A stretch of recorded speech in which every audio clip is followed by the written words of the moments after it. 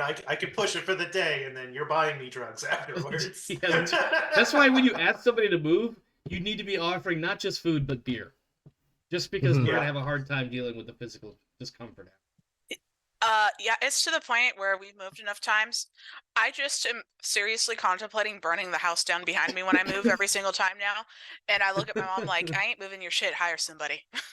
Because we've moved cross country twice. And in the last 30 years, we have collectively moved as a family more than 24 times. Yeah, that's moving always. We're not sucks. army brats, but we're basically that bad. Yeah, no, I hear you. Yeah. At any rate, welcome, my friends. Welcome to the things we talk about before we finally go live. And we're live now, in case you didn't catch that. But welcome, my friends. Welcome back to the Krieg Dominion. I am Omar Krieg, your Lord and Commander and your host for this, the 16th episode of Along the Frontier, an Alien RPG campaign entitled Siege Breakers. Thanks for that resub there, Luke. I appreciate that. I am the game mother, or game master, or storyteller, narrator, GM, DM, whatever you want to call it. Whatever it is, that's what I'm going to do in this show. With me, of course, are my friends and the players, Rodance, Luke, Kane. So let's check in on them for a moment. I'm see if I can build some of the tension here, because I know Rodance is dying to know what the facehuggers are up to this week. Let's check in with them to see what's new and exciting. And meanwhile, I'll just be over here helping the facehuggers with some exfoliation. Rodance, what's new and exciting for you? I just had to... Got a couple chuckles out of that. So it's extra funny because the last thing I had to do for work today was toss out a small order for Neutrogena acne treatment because I wasn't sending them 4 units of acne gel and nothing else to a given store. Nice. I'm like, I'm not sending a single truck for literally 4 units of 2-ounce tubes. They're not cases, units. Yeah. Your order's getting skipped, people. Not happening. Bye. That's literally the last thing I had to fix for work today. So maybe extra giggle. But yeah.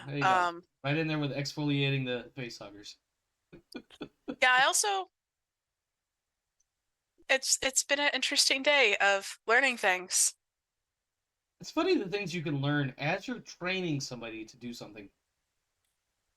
Yeah, especially when they're coming from a different section of they're coming from a different section of the department than you are, so all the stuff they know is similar but not the same. So when you're explaining something different, their comments aren't the same as your comments were. Yeah. It made a few people mad when we make them do it, and they're like, I'm the trainee, why are you making me teach other trainees? And I was like, because you have a tendency to fuck this up in one particular kind of way, and now you've learned not to do that. When you have a trainee, you learn a whole new way to fuck this up, and it makes you more rounded. The one training method I remember the most in the military was, here, this is the task. You're training it in 2 weeks to the rest of the section, the squad, the whatever. Mm-hmm. And you have no idea how to employ an M18A1 Claymore mine. But in 2 weeks, you better give a good class. Because if you don't, your squad leader is going to beat the shit out of you. Not literally. I mean, unless you go back more than 20 years. But yeah, that was the Army way. You either get taught or you learn it yourself because you've been tasked with training somebody else. Aren't those anti-personnel Claymore mines with the big sign that says point this way? Yes. And speaking of our earlier conversation, there's a reason they had to put this way towards enemy on the Claymore. I see how you circled back there. You know, they don't put signs on. They don't put warning signs on things because people are smart. They put warning signs on things because somebody messed up and probably died. Yeah. Probably. I learned how to use man-portable anti-tank rockets. I kid you not, by picking up a tube and looking at the pictures that were on the side of it for soldiers to use. It's a literal fucking picture book printed on the AT-4s. Yeah. That's beautiful. Yeah. So I taught myself, and it was exciting. I can follow pictures. I've never been in the military effectively for any amount of time. And I feel like a lot of it is foolproof enough that I could probably bake my way through it for a little bit. You could probably get through the first year or two with not putting forth a lot of effort outside of Hmm. physical fitness. Oh, that's going to Mhm. be the deciding factor right there then. Yeah. Well, I think, it's. but I love the discussion of warnings of that because if somebody did something dumb. The hot coffee lady. yeah. I feel so bad for that poor woman. Oh, she lost her case and it was stupid and Yeah, But she there's just actually wanted her legit. medical bills because they basically dumped superheated nuclear Yeah. coffee Yeah. in her yeah. cup without She securing needed it. like skin She grafts or needed something. Yeah. complete and total reconstruction of her entire genital area. Yeah. Ugh. Let me rephrase that. Genital area. And she You was didn't like a rephrase that at all. 70-year-old woman. She just wanted her medical bills covered. Yeah. She No, I didn't don't want blame her. I damages. don't blame her one bit. I mean, it The was. PR campaign McDonald's used against her was so bad and so pervasive. You still run across Mhm. people now who don't understand the background of that Yeah, story. they don't know the whole story, or just the simple And fact it's that McDonald's horrifying had what the super thing hot. that happened. Yeah. Yeah, it was superheated. It wasn't like normal. It wasn't It boiling was water. well It was above. past boiling. It was well above the, I'll say, in specs for the temperature of the water when it was served to her. This is also the same company that got shamed into fixing their ice cream machines after a gentleman made a site tracking the status of how many ice cream machines were down. All of them. Oh, that's hilarious. Do you to remember me. that too? No. Same company. No, Yeah. but I find it utterly amusing because that's been the meme for so long that we're not getting They ice cream at actually got McDonald's. shamed into fixing it because a guy made a website tracking their status. That's amazing. And then another guy engineered a newer ice cream machine that could actually be repaired in like half an hour. So like Yeah. they were like, "Oh yeah, well we're not gonna buy that because we owe money to this machine." And it was a whole thing. Oh my god. Yeah, there's a lot of corporate nonsense around the ice cream machines. Yeah.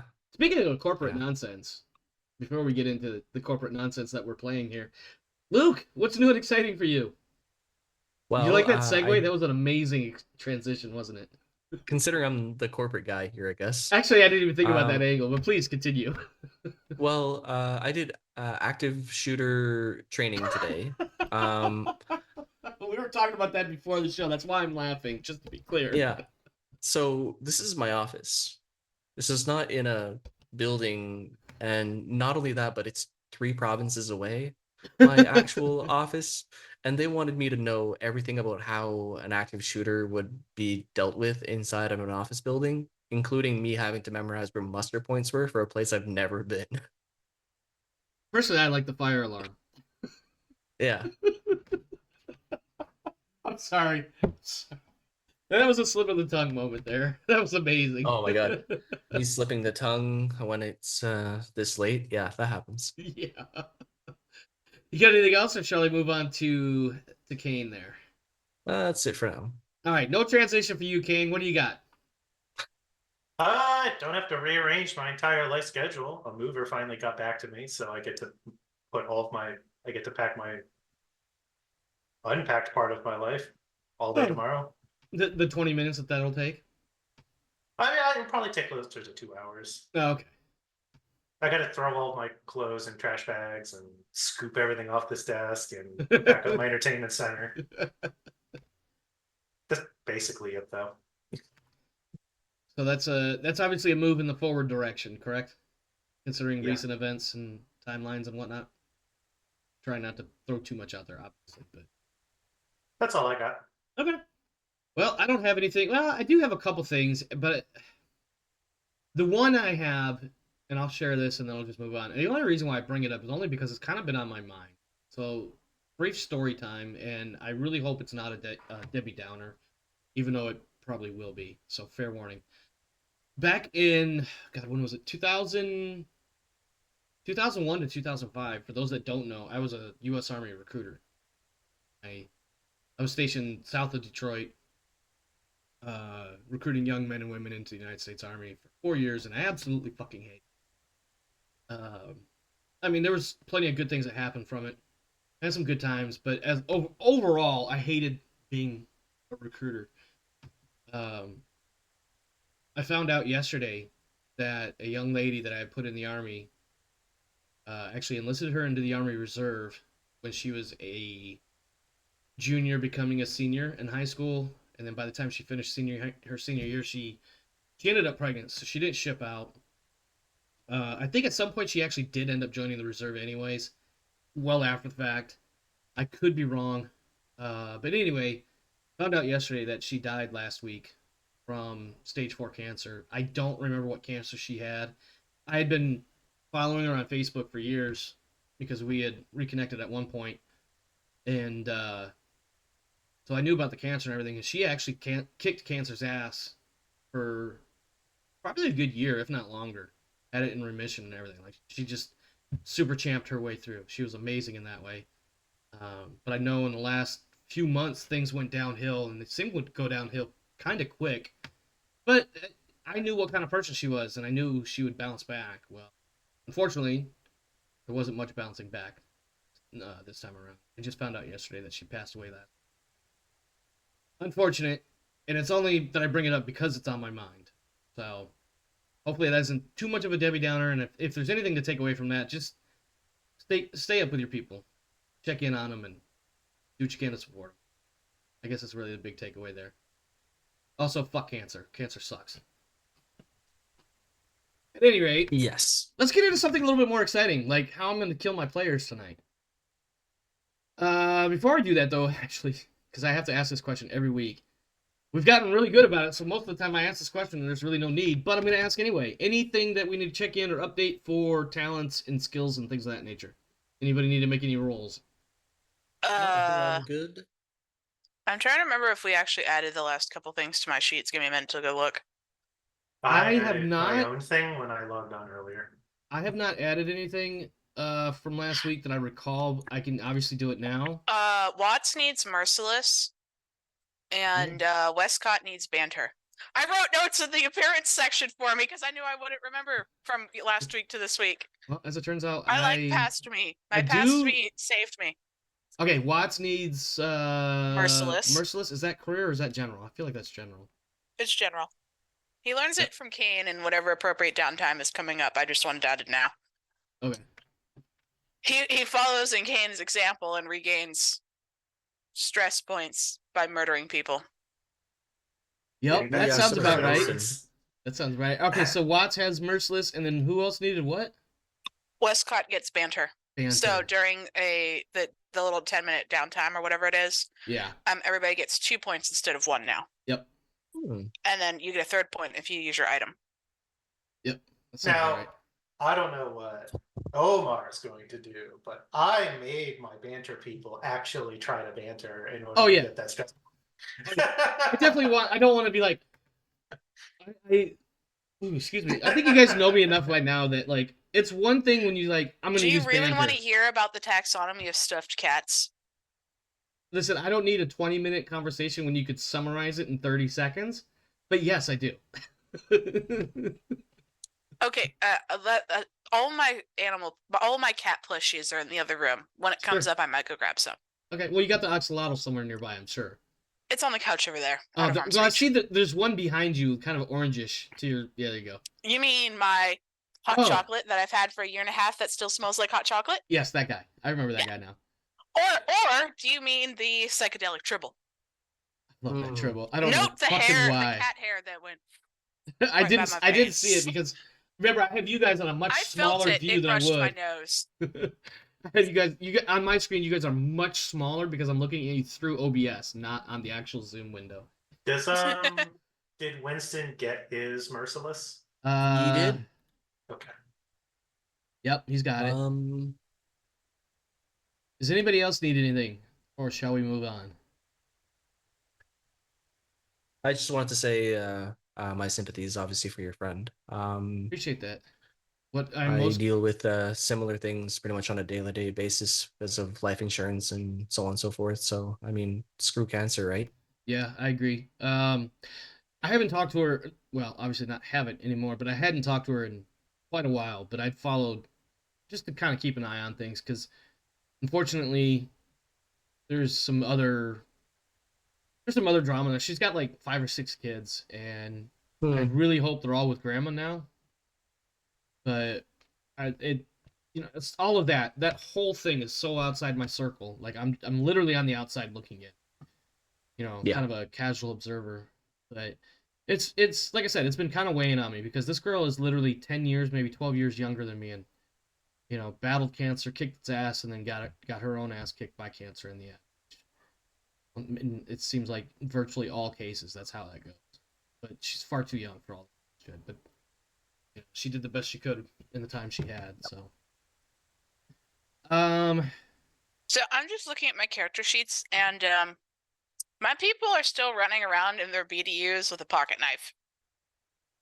I Yeah. don't think we've geared out for our next mission yet. you might want to Nope. change that. No. I mean, we where we left off, we weren't geared up. So. Yeah, yeah. Well, speaking of which, that takes us to the show opening. And basically, we get a shot of the camera swinging slowly, almost lazily, as it pans through the cryo deck. Everybody is asleep as the Tambatam wanders through the void. Low lights, soft hum. There might be like a water bottle rolling around occasionally if the ship moves too fast or something, but it's like nothing going on. In fact, Rodance, I'm gonna ask this of the 3 main players, Watts and Warren. We'll skip this one, but for Wescott, what is Wescott dreaming about as she is very much under the medication there? She is very angry she did not kick Pike's ass this last time. So do you think she's dreaming of maybe reliving some of that fight? She is probably dreaming of having the battle royale with overgrown stuffed animals training up to kick Pike's butt again. Okay. Has dream logic. Yeah, yeah, of course.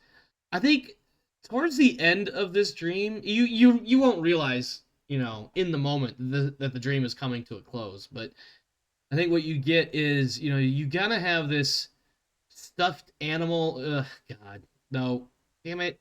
Now I gotta get furries out of my head. That's your own fault. Yeah, no, I know, Yeah. but it would have made sense because it would be 2 furries wrestling with each other in a ring. And I think that's kind of how your dream manifests in a way. It's like somebody has erected a boxing ring on the deck or on the flight deck of the Tambatam, or the hangar deck, I should say. And it's you and Pike, but for some strange reason, you guys are in furries, like stuffed animal suits or something. One of you's maybe a bunny rabbit, the other one's like a Tyrannosaurus Rex. It's actually probably Pike, that's a Tyrannosaurus Rex, and you're the bunny rabbit, and you're trying desperately to fend him off of you, but every time you think you got a good shot to punch him in the jaw and put him on his ass, he just evades, or he just eats it, and it doesn't really faze him. And then you're on your ass. And this probably goes a few times, but then all of a sudden it's not Pike the Tyrannosaurus Rex. It's Pike. He's got you pinned, shoulders to the mat. And struggle as you might, you just cannot get out from under him. And he's got like most of his body weight right on your rib cage, and then his forearms are digging into your neck, choking you. Oh yeah, I'm not breathing through that. He probably could just sit on my chest and asphyxiate Probably. me. Probably. Winston, what are your dreams? Tell me of your dreams, Usul. Well, he's It's a Dune probably reference. Come having on. some nightmare and stuff like that. So his dreams are not very pleasant. Okay. Let's see.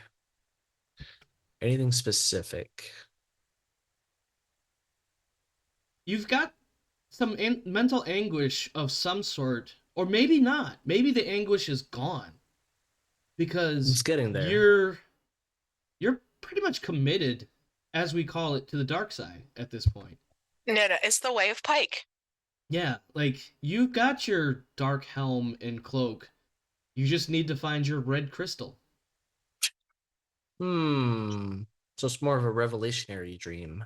Got it. I think that's what this becomes, is whatever it started off as. It starts off as a fight of some sort of almost titanic struggle. But then you realize you're not really fighting anything. There's nothing before you. You stand upon an open plain. It's dark. It's nighttime. A small sliver of moon provides a scant light. And I think you see in the distance, through some fog and haze, Pike is watching you. He's almost daring you to follow him. Oh my god. Pike is Okay. such Pike is such a man of the dreams Guys? here. We're going to get you, man. I did not intend for this, but this is But then fun. would you step forward? Would you follow him as he starts to turn and walk further into the cloudy darkness distance? I think that's where I would wake up. Okay. I think instead of waking up right there for the narration that I'm going for here, Okay. I think what happens is you feel like this is the end of the dream. That some small part of your consciousness recognizes that whatever this dream was about, you've hit the climax, this is the the epilogue. Let But me then guess. you I wake realize- up and Pike is right there. Yeah, and I think that was your revelation that, you know, Pike is watching you, waiting, expecting you. And you try to take a step, but you can't move your legs at all. Try as you might. You cannot move your legs. It is as if they are bound to the earth upon which you stand. Pike, Oh, are you dreaming about Lieutenant Eckhart by chance? Okay, so his dream starts. So it starts with him walking down a street, Okay. and all the signs are in Russian. Oh, God. And he turns, and he just like boot to door, kicks a door off its hinges, and steps in, and it's a bar, and it's all UPP officers. It's his dream. It's his heaven. Yeah, is this a nightmare or and is he this a just- good time? And he just cuts loose. It's like It's And as watching soon as he Deadpool starts- in action. Is what and it as is. soon as he starts shooting, we get like a Judas Priest riff going. Because it's the space 80s. Yeah. So he shoots his way through these guys, goes to the door that leads deeper into the building, kicks that off its hinges, and Eckhart is waiting for him in there, and that's where he finishes Oh, his yeah. dream. I think what we end up seeing, I think what we see is as you enter this room with Eckhart. With 80s porno background. Oh yeah, Yeah, with the absolutely, 80s porno absolutely, music starts. absolutely. See- Boom Chicka Wow Wow, the original version comes on. Pike is a simple man. Yes, he is.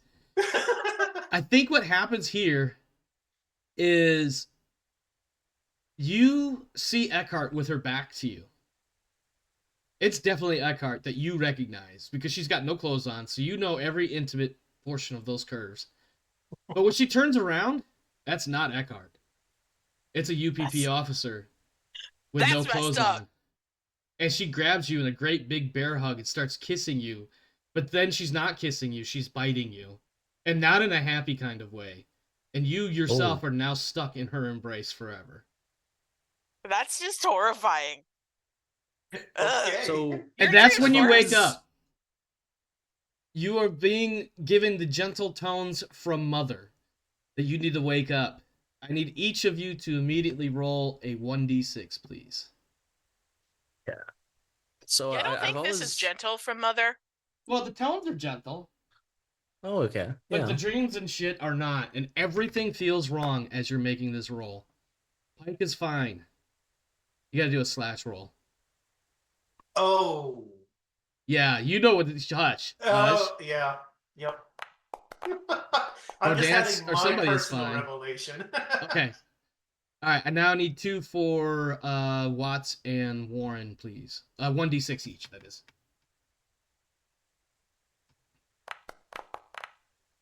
Right. Warren is good. Alright. You wake up. Your pod... Did everybody else roll a 1 but Wescott? I think so, yeah. Actually, that's really weird how 5 rolls, 4 of them are 1s. It's immaterial. You guys are fine as far as that goes. You've got Mother banging away in your ear. You're coming to immediately out of your dream.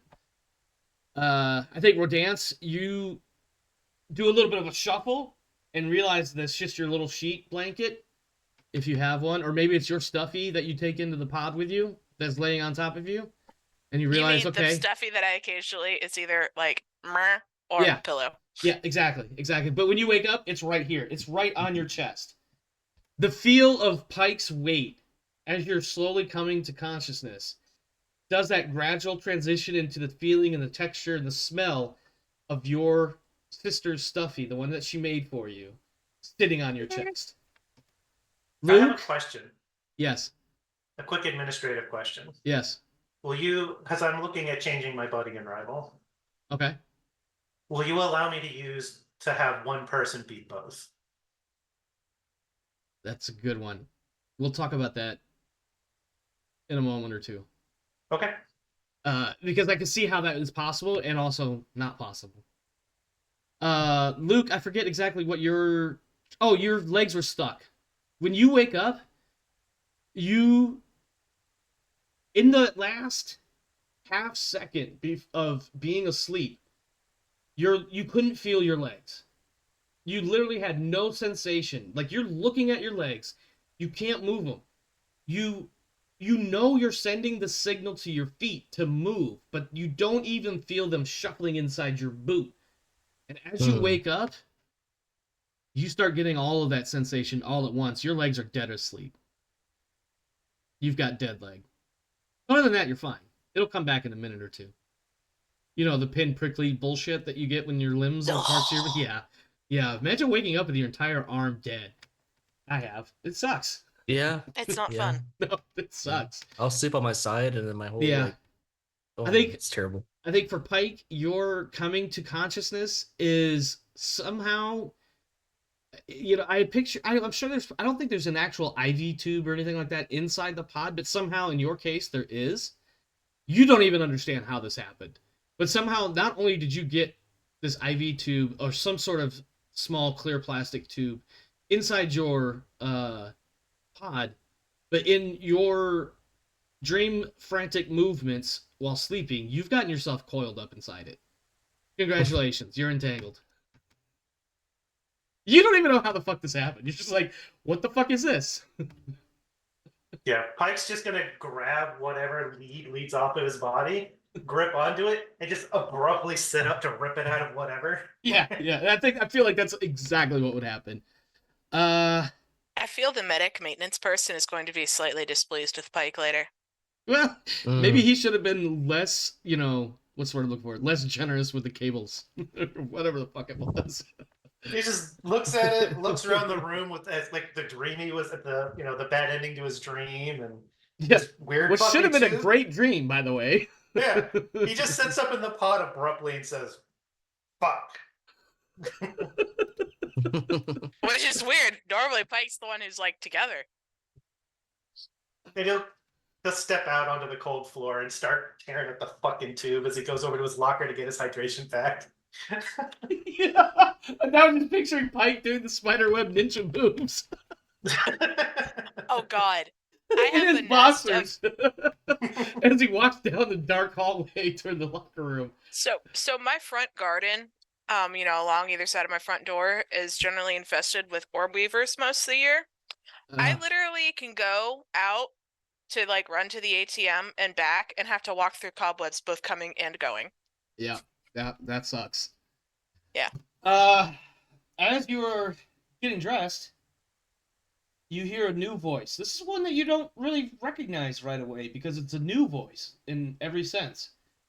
And this is the voice of your new CO, Colonel Marcus Arnold, guiding you to quickly grab your gear and assemble on the flight deck. He says it once or twice, and about 2 minutes later he says it again. And this time it sounds like it's not irritated, but there's a certain additional added layer of urgency to it. Or maybe impatience. It's hard to tell. You don't know the guy yet. Okay.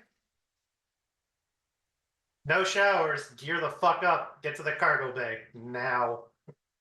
Got it, sir. It is post not really a wet dream, not happy state. Yeah. Pike is, like was said, Pike is normally pretty cheery about cryo. He's been in it so many times, don't bother him. But he is woken up already annoyed. Winston, it takes an extra minute. Literally, a full extra minute. It is a long. You can almost hear the second hands ticking at a much slower cadence than you're used to as the minute drags on before your feet stop tingling and you feel confident enough to step on them and not fall over right away. All right, I will dead leg this and hope for the best. I always want to make you make like an agility roll or something. I'm not going to do that. A command roll. What's the is it agility? Is that the mobility? Mobility, yeah. No, agility is the ability or characteristic or whatever. Or a stamina, I guess. Yeah. Oh yeah, either one. Does anybody want to get into anything in the 30-45 seconds that you've got before you get down to the drop deck? I'm gonna call it drop deck. I have a lot of shit to put on, so I just I throw on my uniform, like I'm clipping my armor as I walk over to unlock the our weapons. Yeah. So I can start sticking the armory on my body. And everybody can just run over and grab their stuff out of the rack. He said I'm putting the armory on. I need a minute. Well, I have a lot of weapons now. Watts is in a similar situation, except that he's hiding some of the armory on his person, and some of them is obvious carried. And some of it is just snacks for later. Wescott's the one who collects the snacks. Oh, my bad. Like he's got, his scoped rifle, his pulse rifle, the RPG, the grenades. He's sticking that hazmat suit into his assault pack. Yeah. And he's also strapping onto his around his waist like magazines. He's strapping the assault breaching charges that we didn't use yet. Like he's bringing everything. Yeah, he doesn't know what the fuck's going on. No, that's fair. Watts walks around and he's like, "Yeah, I got 4 of those in my bag still." All right. I have 1 Armat breaching charge for Warren. It's a good thing to have. Yeah. I mean, breaching charge is always useful. Do we get our 2 pulse rifle for reloads? Yep, you get all your standard gear back. You get all your health back. You get all your stress gone. Basically, a hard reset, if you will. Okay. Get your grenades back. Get your what back? Grenades. Yeah, whatever grenades. If you need me to drop anything on your... If your standard kit came with grenades. Yeah, let me know if I need to drop anything on your sheets. I can do that. Meanwhile, you can almost hear when he calls out for a third time, literally only about 45 seconds later, you can almost hear him doing this. Pointing, looking at his forearm for a watch that may or may not actually be there, as he says, "Get your gear, get to that drop deck, let's go." And this time it's obvious he's getting impatient. I'm shoving people. I'm, hurrying them along. I totally grabbed the, squad snack box out of the refrigerator that I... Oh, heck, she totally probably has standing orders with the, whatever servitors that work while we're sleeping of having a snack and drink box. You mean androids? Yes. She has a standing order of them to have a snack box ready to go in the fridge for her to take and go. No. Did Roy leave with the lieutenant? Yes. Okay. We have unnamed androids who maintain the ship. I have a standing request for that. There's got to be at least a couple to maintain the ship during FTL. But I will say this: you're snackator. That's a thing now. I like making sure my Marines are fed, okay? I like the idea that I have shoved everyone else out the door, and Wescott goes for the fridge and just gets hands on the box and feels Pike on the back of her armor, yank her away from the refrigerator. He's still got the box, but he's like, "Hurry the fuck up!" It just shoves you in front of him. She has less guns than everyone else. She can get her shit together. Thank you. All right. As you make your way down to the drop deck, and again, that's just what I'm going to call the hangar, just for no confusion. This is where all the things happen prior to leaving for a mission. So as you come down to the drop deck, you notice that Saturday the 14th is already in position and being prepped and loaded. Lieutenant Eckhart, her crew chief, is there. There is an APC sitting next to your dropship. Then Colonel Arnold is standing really close to the APC, kind of off to one side a little bit. He has the clipboard in one hand. And he's waiting for you guys to basically, essentially fall in next to him and prepare for your mission brief. Are we the only ones here? Outside of Eckhart and the crew chief, yes. Slim Pickens. Well, Suspicious. Yeah. So yeah, Or the Swiss Army knife, I guess. yeah. form up. Pike steps forward. Yeah, once you do that, he doesn't waste any time with any sort of formalities or greetings or anything. He just cuts right into it. And as he gives you this briefing, he periodically looks back to whatever's on his clipboard and he says, Marines, you are still FTL. We will not be returning to your freezers. Anisadora colony is under UPP attack, and I need you ready to drop ASAP. We are missing 2 code breakers from the Gahol God Institute, Drs. Chol Chawa and Velma Liu. Their work is vital to operations across the borderline region. Last week, the docs packed up their work and shook their handlers for reasons unknown. Intel says they never left Adagia Island, but their location was leaked, and now Union boys are sweeping the island for them. We'll rendezvous with the Highline and the Tunku Along in orbit. Highline's got evacs and troops spread across Adagia to push back the UPP. Tunku Along has spec ops combing the beaches for our eggheads. The colony is being evacuated out of the island's only spaceport, Morgan's Bluff. Mother says there's a high probability the docs are going there, so I'm sending you. The spaceport is an easy target for long-range fire, so put up a PB phalanx to shoot down incoming bullshit. I'm told spec ops are there, bitching about wading ass deep through 1,600 evacuees. Don't do better than them. Don't let our code breakers board just any transport and disappear. Secure them and their work. Hold Morgan's Bluff until we can extract you. I want you ready for launch as soon as we go sublight. Yeah, that was a big information dump. So in short, So what what knowledge would my character have about the dangers of being awake during FTL? generically, all of you would know of NDDs, which I forget exactly what it is. It's a neural divergent disorder or something along those lines. It's And we can suffer temporary neurological effects, and the longer we're in it, the more likely they are to become permanent. yeah. So that 1d6 roll that you guys had to make, if you rolled a 6, you would have started to suffer some, mostly temporary. But the longer you're awake, the worse that roll gets, and the higher you roll is inevitable. Basically, you get a +1 for every 3 days of being awake in FTL. And then the higher, similar to the panic roll, the higher the roll, the worse it gets. Out of character, quick brief, because I know that was a big info dump, but your basic objectives are find Drs. Chawa and Liu and recover them and their work back to the Tambatam. You're giving a phalanx, it's basically an anti-aircraft gun, essentially. You're going to set that one up in support of the UPP assault to protect the spaceport, and then otherwise hold the spaceport from the, keep the UPP away from the spaceport as long as possible until you're relieved. Any questions in or out of character? So a lot of shooting. Oh yeah, this is a hot zone. Yeah. Can we get more ammo? Can we get extra ammo? Yeah. I think Colonel Arnold, he just looks at Pike and says, "Yeah, take it up with Mother. You know the deal." Rah. Standard fuck. That's what that means. I don't think. Let's see. We're landing in the spaceport. This is the only civilian spaceport, so everybody who's trying to get out is going to be trying to get out there. Yep. Mm-hmm.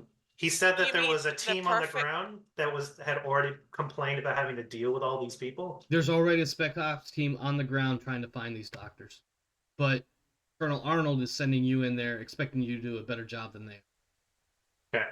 I feel like I'm going to get a lot of mileage out of my electroshock grenades that have been on my sheet since the beginning. These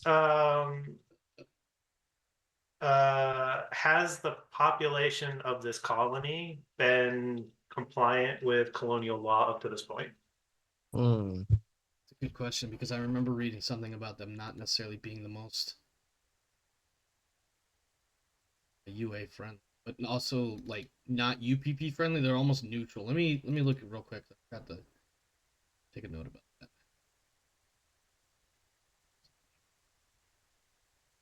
that. Give me a moment to do a Control F search.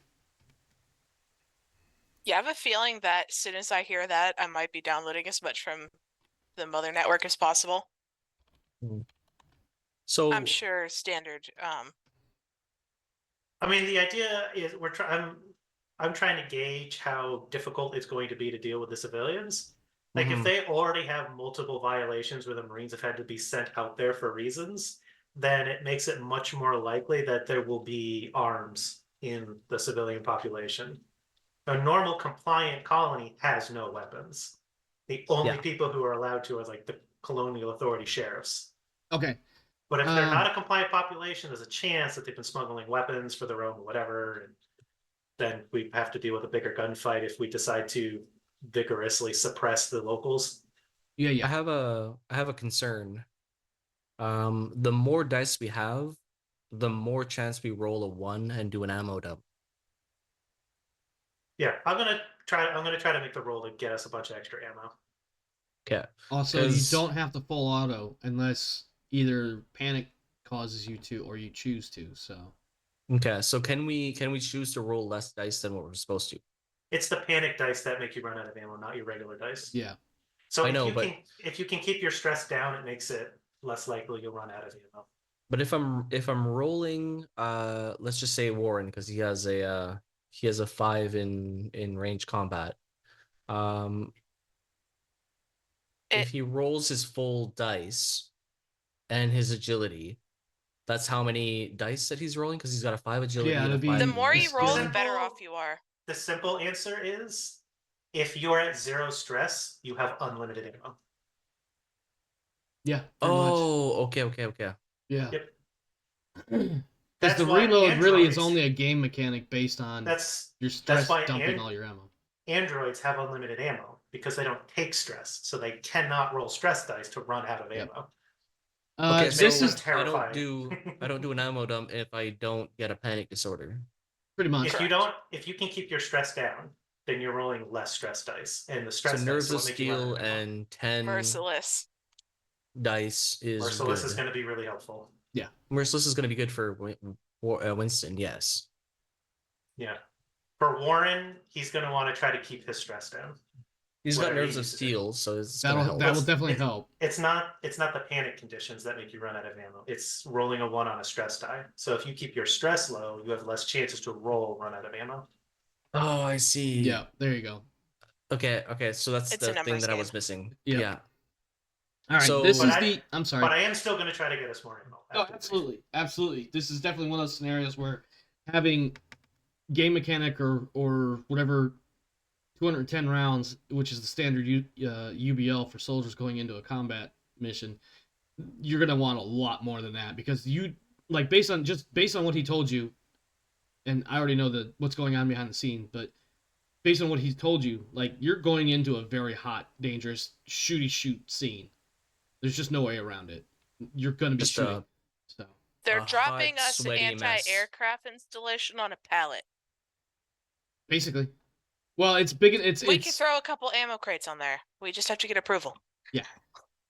This is the official Anisadora blurb in CMOM, by the way, which is on page 159. Well, book page 159, PDF 158. Identified as simply Pandora on star maps, the lawless Anisadora colony is located at the furthest edge of UA and ICC governed space. There are no police or colonial security here. On Anisadora, everyone is on their own. The local government is an ineffectual confederation of power grabbers rife with infighting. Mostly oceans, with Kane, here you go. Here's your word you love from Imperium Maledictum. You're waiting for me to say it, aren't you? Archipelago. Fuck, where was I? Mostly ocean with an archipelago of volcanic islands, the exotic planet is teeming with uncatalogued life forms. Many former cooperative citizens chose to settle here, and the inhabited areas are crowded with over 4 million colonists. Anisadora has garnered corporate interest of late. The Jingtailong Corporation is building floating artificial land masses that link the main islands of the archipelago. Oh my god. Together over the water, and Weyland Yutani has set up biodiversity research laboratories on the more remote islands. Hyperdyne and several other corporations have begun sending expeditionary forces into unknown space beyond the colony. Such exploration initiatives haven't been seen since the Weyland era. So, basically, this is like a little bit of everybody's here, more or less. And the people that are here that are considered native to this world are... They're not really favoring one side or the other. In It's the this Wild case... West out here. What's that? It's the Wild West out here. Basically, yeah. That's really the only way to explain it. And in that stead... Libertarian cowboys. These people are really A lot of caught... guns. They're really caught in the crossfire between the UPP coming in to try to grab these doctors and the UA coming in and trying to, well, basically do the same thing.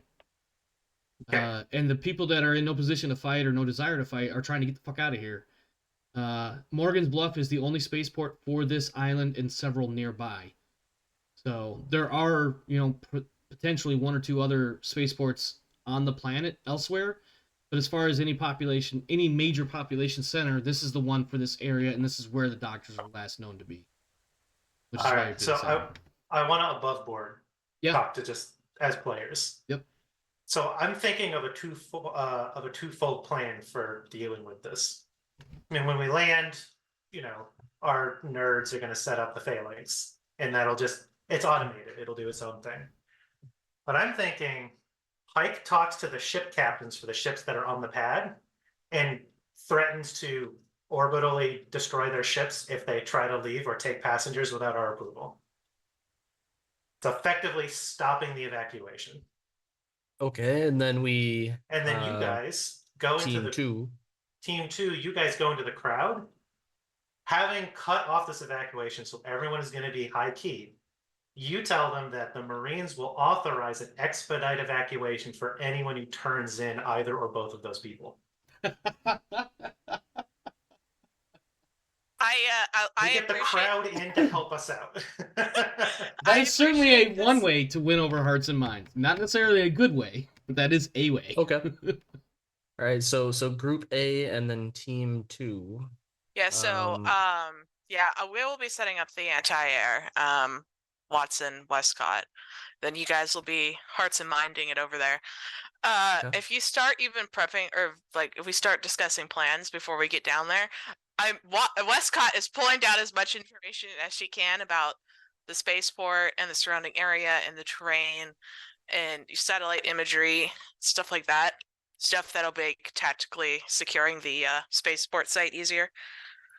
We have an AA gun that can literally shoot down one of these escape pod things.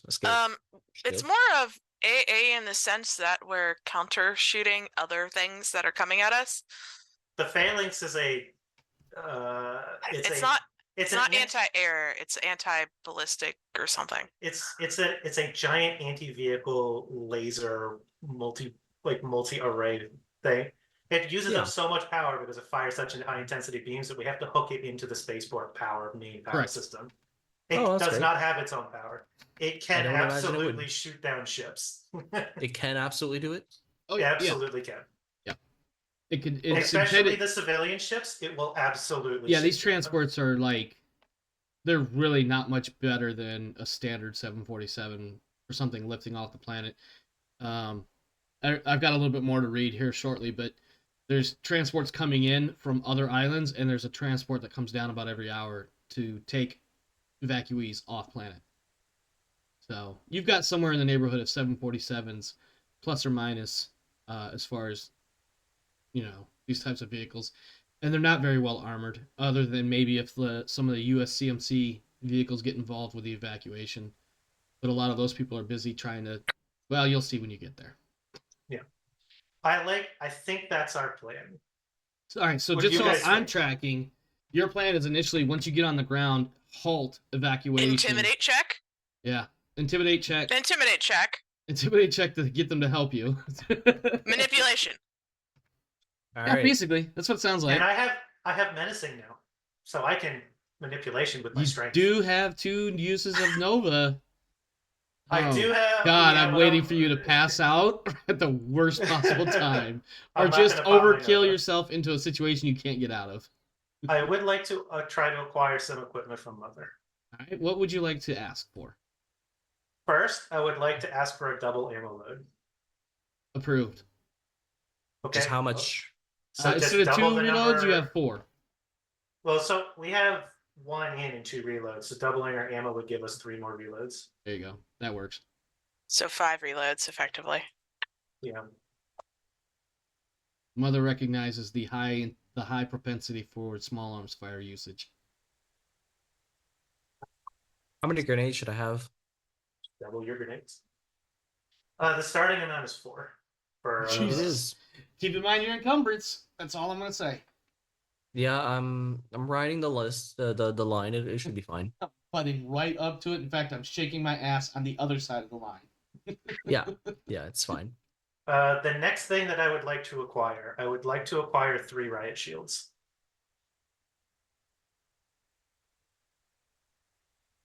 Hmm. You see the mother is typing something chat line with the 3 dots. God, Who's using the riot shields? Approved. The Hearts and Approved. Minds team. Approved. I think I want to see how this works out because I just can't imagine you guys with all your combat gear and a riot shield and how the public is not going to react kindly to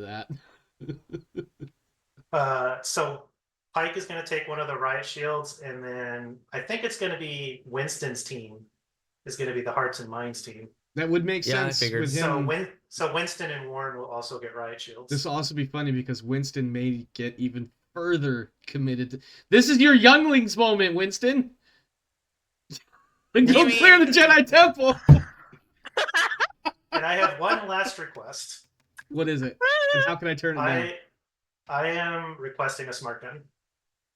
The big machine gun one, right? Yeah, the one that's got the harness. Yeah. Denied. You have You have an APC. Well, we actually could take the APC with us? Yeah, I did Well, mention yeah, it was sitting next to the dropship waiting to be Just loaded. because it's there doesn't mean we get to take Okay, it. that's a fair point. That's a fair point. Yes, dropship is Okay, cool. allocated. The bait and switch. That's all my requests for equipment. So you've got this. No. Wescott turns her head over to Winston, goes, additional medical supplies? I have 2 personal med kits and a surgical kit. And I'm 7 asking nap if you feel relief the need to and never request sleep additional due pills. to the situation. We I all think have he's- a med kit on us to use on you when you go down. And he Yeah, has I spare think to I go think down. that's true. I think I have plenty. Yeah. I got tons of never sleep and some nap relief. I would maybe like to square off my nap relief to 10, but that only means like 3 more. We can bump it up to 10 just to give you a nice round number. Nap relief is Okay. stress dump, right? Yeah. All right. Anything else? All right. Gotta hope one of you guys has piloting, because I'm not able to drive that thing. I can Where drive it. Warren Well, does. I will say this too. Regardless of your piloting skill, the piloting role is only needed if you're doing more than just simple driving. Yeah. I mean, we're gonna park that APC, set up a phalanx behind it, and you're gonna point all the guns at the crowd. Yeah. Christ. That sounds exactly like what I thought was gonna happen. Yeah, I mean, it's got the particle laser cannon on the top, and it has a minigun on the front. So Okay, I gotta Yeah. ask. Where How do the psychotic are we spaceships going to get be? fuel? Say Where do again? spaceships get their fuel? Are these like nuclear reactor ships, or are these people taking like kerosene off of There's big tankers in reaction the ground? mass. Like, Hang are on. they Actually, collecting I may have an engine answer. Give me a fuel second. from the surface? Because all we have to do I is just haven't go found. I click the haven't button. found any in both books. I did not come across anything about like fuel capacities or anything. Okay, about ships. so- I Okay, then think they're it's probably hand self waved good. as Yeah, so Like- this is the answer I have as far as it applies to this particular mission. There is a Because I mean, fuel all we have tank. to do is just There's a fuel tank location, and it has fuel that is, excuse me, these fuel stores supply the needs of the spaceport and its vehicles. It can fuel shuttles and dropships, but does not store the reaction drive fuel appropriate for starships. So hopefully that helps answer that question a little bit. so Cool. the shuttles. We the just go shuttles lock that are down the fuel. bringing- So the shuttles that are bringing people here will use that fuel. Yeah. But the ship that comes down about once an hour to pick people up is not going to need that fuel. Because it can refuel at the mothership, whatever ship it's docking to every time it goes back and forth. It could Okay. take more fuel on here, but then it would just make it even heavier to leave the planet. So I which think, isn't ideal. right. So I think as far as from a physics standpoint, they would top off in orbit each time, unless there was a reason not to. If that makes any sense at all. Mhm. Anything else?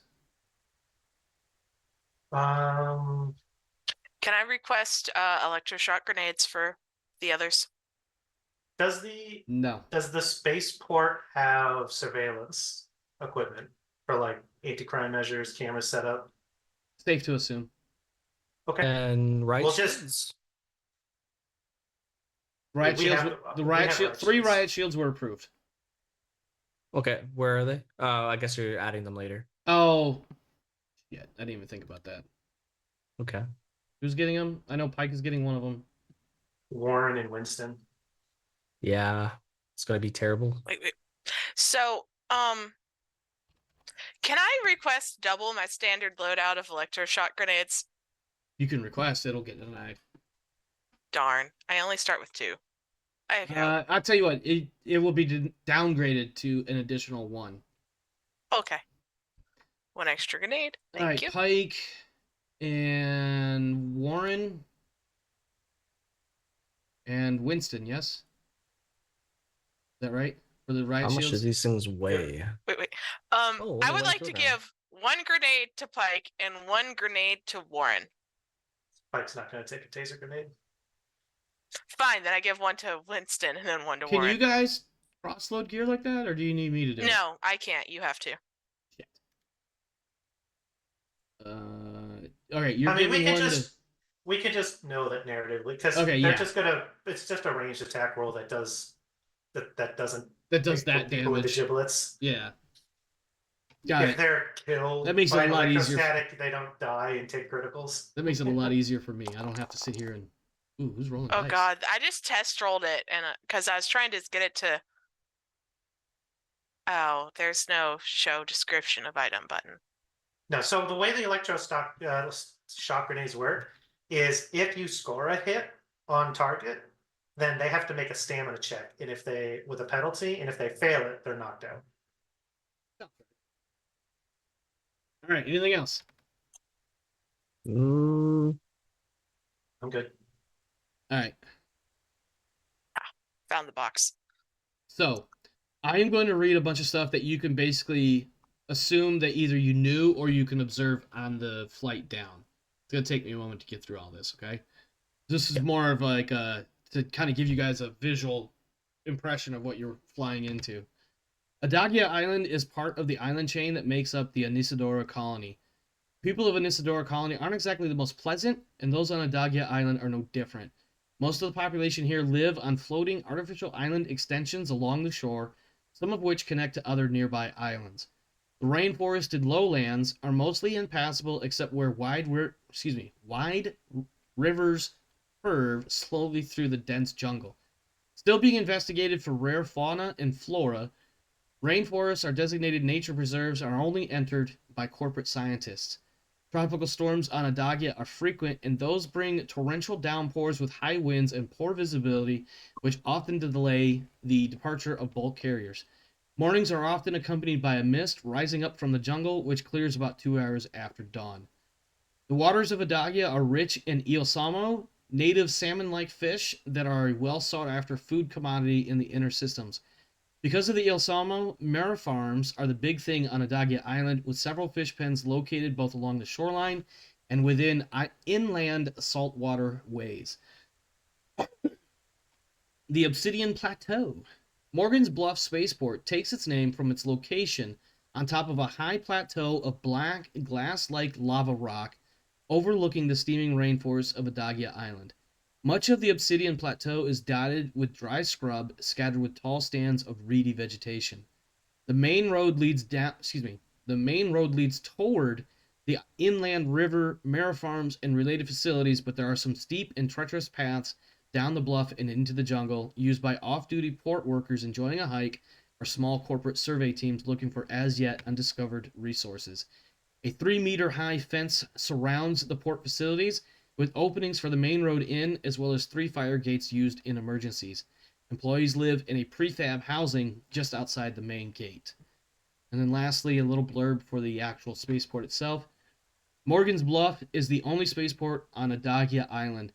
Like many such frontier ports in the borderline region, Morgan's Bluff serves only to export goods to the inner systems. The spaceport's only defense asset is its location on the Obsidian Plateau, surrounded by dense rainforest below. UPP troops and vehicles have to be airlifted in.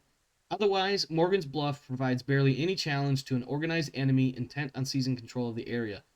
You will have your work cut out for you defending a mostly indefensible location.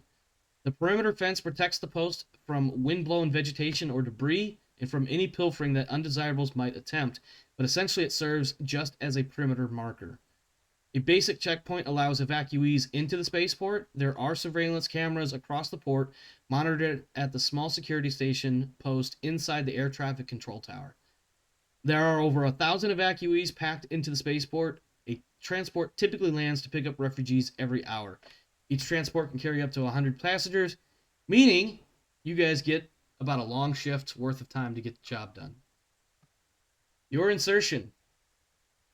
You got a little bit ahead of ourselves in some of that blurb there, but a little bit more blurb. Your insertion. The Tamatam enters orbit in the middle of a battle. 3 Kremlin-class destroyers face off against the Conestoga USS Heinlein, and a black Bougainville-class attack transport called the USS Tunku Along. The Tamatam rocks with hits and creaks as she makes strained maneuvers. All dropships on board are quickly launched. The players start heading for Morgan's Bluff, while the other droppers and a wing of evac fighters head for the shoreline front. I did say earlier that you guys were the only ones in the hangar deck, but this isn't the only hangar deck. If you look at an image of the Conestoga, it looks like there's a couple others. I think like 3 on each side of it. At any rate, you guys basically rocket out of the Tamatam and immediately start dropping into the atmosphere. And just as soon as things get rocky, the Saturday the 14th. I'm still loving that name now. I really did always say that as a joke, by the way, and then it just like exploded into fuck it. That's what we're naming it. It was so in character for him to back her I know. up. That was the best part too. It was like Aircart's just like Saturday 14th. No, that's stupid. And all Pike hears is Saturday 14th. Like, bet that's it. We're doing that. And Colonel Hartman's like, you fucking retards. But that's what we're gonna go with because I don't have the time to sit here and listen. You guys come up with more dumb ideas. Yep. The dropship enters the atmosphere amongst a torrent of fire. Everybody take 1 stress as the dropship makes its way down, juking and diving and banking wildly to evade fire and descend as quickly as possible, which I can imagine is not a comfortable flight. I like this, like as we're like jostling around in the harness. Yeah. Pike yawns and like reaches between 2 deck packs to pull out his flask and take a sip and then put it back in his armor. I will say this though. Wescott hands out snack packs out of the box she saved from the fridge. You guys can see the map, yes? You should be able to. Yes. All right. Yes. I am putting your tokens on the map now. Not all quite in the same spot. Close enough. Do you see anything else on the map besides the map and your tokens? Shouldn't. Just a map. No. Okay. lot of blast wall. All There's right. also a random pond, Yep. loading area, So vehicle group, depot. do me a favor and group the 5 of you into a nice little tight formation to represent the fact that you're on the dropship at the moment. And then you can select your landing site. The landing pads are rather busy. The smaller one to the south there, has a couple small transports arriving and one looking like it's about to taxi off to the side so it can lift off. The big one is kind of empty, but it's hard to tell if it's about to be used or not, unless somebody makes a call to check in with the local air traffic control.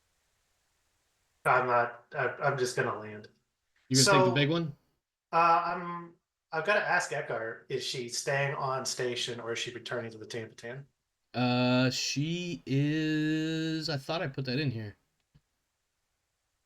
Like when she drops us off, is she staying down here with us, Give me a or second. is she breaking up a little bit? I thought I had put in here that she was bouncing out. I mean, if that's the case, I'm just asking. Yeah, I think that was the I'll be intent. a Like minute. because now once she gets away from you guys, or not, I shouldn't say get away from you guys, but once she drops you guys, I imagine she's going to be tasked somewhere else in the fight, because on the beach that you can't quite see from here, but you can hear it once you get on the ground, and outside either of the vehicles, is a big firefight going on down by the beach, and Okay. overhead there's all kinds of like aircraft going back and forth, and some of them are UPP, a lot of them are UA. Okay. So, Then instead of landing at one of the landing pads, uh-huh. what is looking like as we're coming down? Uh-huh. I'll open up my harness and I'll walk up into the cockpit so I can look out the glass. Yep. What is in this loading area? That's a great question. Let's see what my notes have to say for that spot.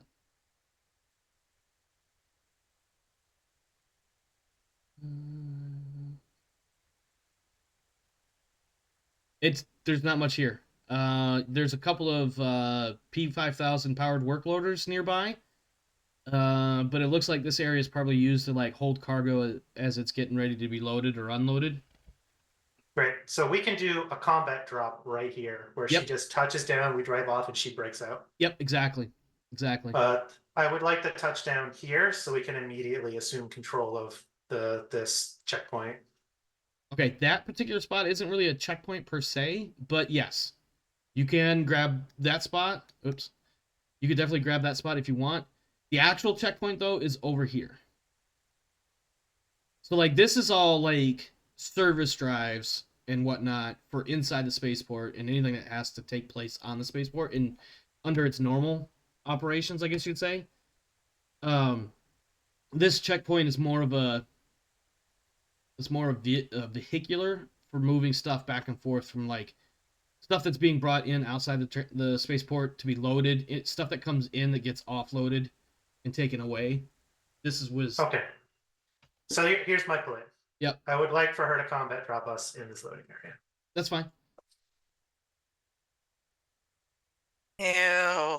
Combat drop it. Okay, wait, we're being combat dropped in an APC. That's marginally better. Well, yeah, Well, yeah, she's just because you gonna- actually touch down. Well, at least the back end of the ramp scrapes She's the just- pavement. She's just going down for us to immediately drive off and her to take off. That's all that is. It's just going to go really quick. And as soon as she starts climbing, a rocket takes her out. No, I just wanted to play with Pike's emotions for a moment there. You're lucky we're not anywhere near you. Just know. saying. I know. If I was at a real table, I'm pretty sure I'd have had a handful of dice thrown at me. Oh, and a couple of kicked shins. Oh yeah, absolutely. All right, so you squeal the tires a bit coming off the back of the dropship. You're on the ground. Are you basically just pulling off the dropship enough for them to blast off again, or are you going? What are you going to do here? I mean, I don't have a vehicle token, unfortunately. Right. So what I would like to do, because the whole failing system is going to be pretty fucking heavy. By the way, just a quick note: imagine something the size of a super large duffel bag, but squared off. Maybe it's big, bulky, large, but 2 people can handle it. Um,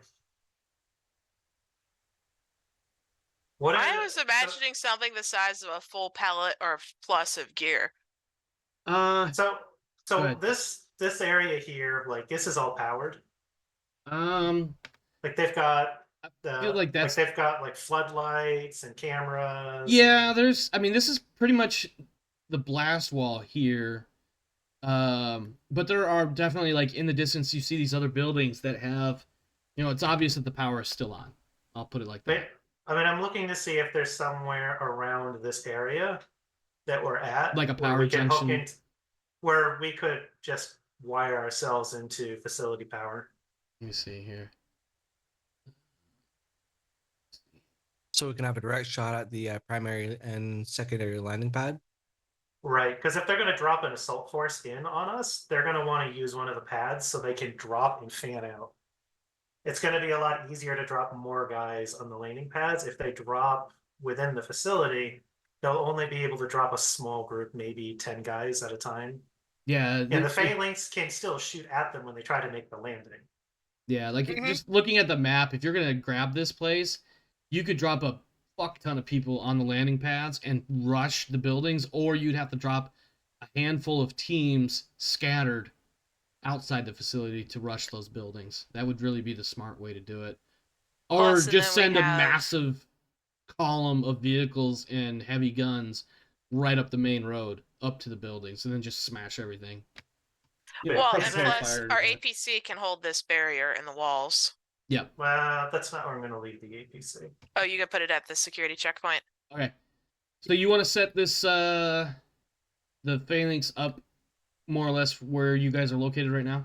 I want to set it up in the loading area since there's a couple cargo boxes and power loaders and stuff, so it's not super obvious.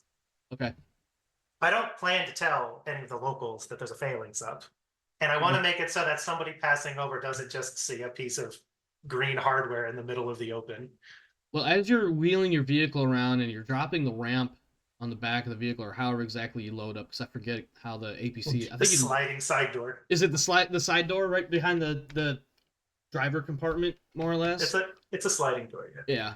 So as you're positioning the vehicle and you start exiting the vehicle, you notice these two security goons that kind of look like they're a little surprised that somebody basically did a combat drop of a Marine squad right in front of them, and they're kind of like trying not to shit their pants.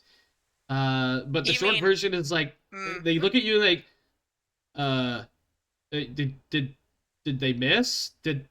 Were you meant to be dropped here? So I'm going to look back in and say, nerd team, set up the phalanx. I love how In there? there's some code name. Yeah. The code name is Nerds. Yeah, nerd team, set up the phalanx there. As soon as they've got that equipment out and set up, load back into the APC, and I'm gonna just walk over to the two security guys. Okay. So nerd team. For you, I just need a simple heavy machinery roll to tap into the power grid. That's really all you need to do, but it will take effectively one turn to do it. And then basically your phalanx is up and running in what could be considered record time. Done. You now have operational anti-air sort of, anti-ground sort of. Missile Fire- defense system. Yeah, you have something close to a Patriot launch system now, but Space 80s lasers or something. Yeah. The two security goons are looking at you, Pike, going like they both have their hands like they have actually. Let me double check. I think they have sidearms. They They have a had. vest. Sidearms. I'm gonna let them keep them. I'm not shooting them; they work here. Unless they Yeah, They get had reason to. lives too. Yeah, they've got their hands. They both have their hands on the For now. what you call it. I need to actually not equip, but well, yeah, make it active. They're kind of watching you a little warily, but they've got their their palms resting on the butt of their sidearms, and they're just like, you need help? As a matter of fact, you work for me now. Right, I don't think it really works that way. There's a sergeant, somebody or other, Sax or something, running around here on some hover vehicle. I shouldn't say hover, some little Jesus Christ, light infantry vehicle. And there's also, shit, what the fuck's her name? Give me a second. Shit, what the fuck is her name? Oh, why am I even doing that? I think Carrie Louise is up in the tower. We don't take our orders from you. We're staying right here. There's another transport coming in any minute, I'm sure. We got to get those people inside the building. Pike is going to drop because I don't know what the exact number is. I do know this is a thing in the universe. Pike's just going to drop the UA law reference. In colony space, when the colonial marines arrive for a military mission, they have full authority over all colony resources. And this is in UA space. So he's basically throwing out, like, under this law, everything here is under my command. I'll go talk to your boss. Oh, I did not mean to roll a 67. Hold on.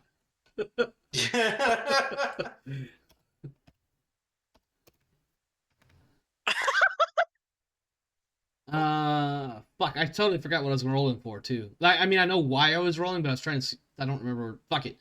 They look at you like, yeah, listen, I hear you, brother. You're probably not wrong. Some of those codes and the numbers, I get them twisted in my head. Sergeant Sakes, I think her name is, on the scooter, or Carrie, whatever the hell her fucking name is, the lady in the tower. Are Those those are- the spec ops people? Those are the people you're going to need to talk to. We're staying right here because, like I said, and he does the whole forearm tappy thing, or wrist tappy thing. Any minute, there's going to be a bunch more people coming in. Love what you do. Love the attitude. Can't help you. All right. First, whenever a transport comes here, nobody's leaving orbit. Sure. Listen, when they come here, we send them over to the building. And he points towards it says terminal on it.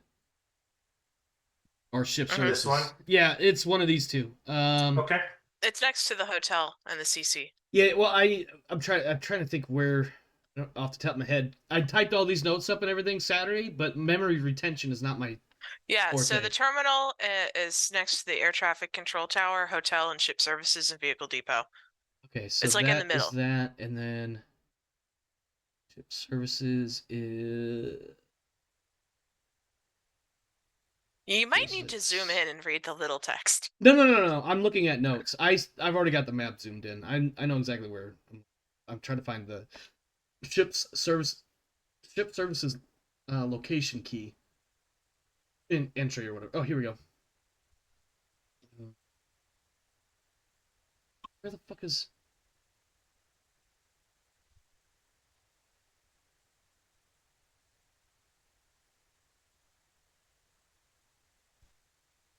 Hold on.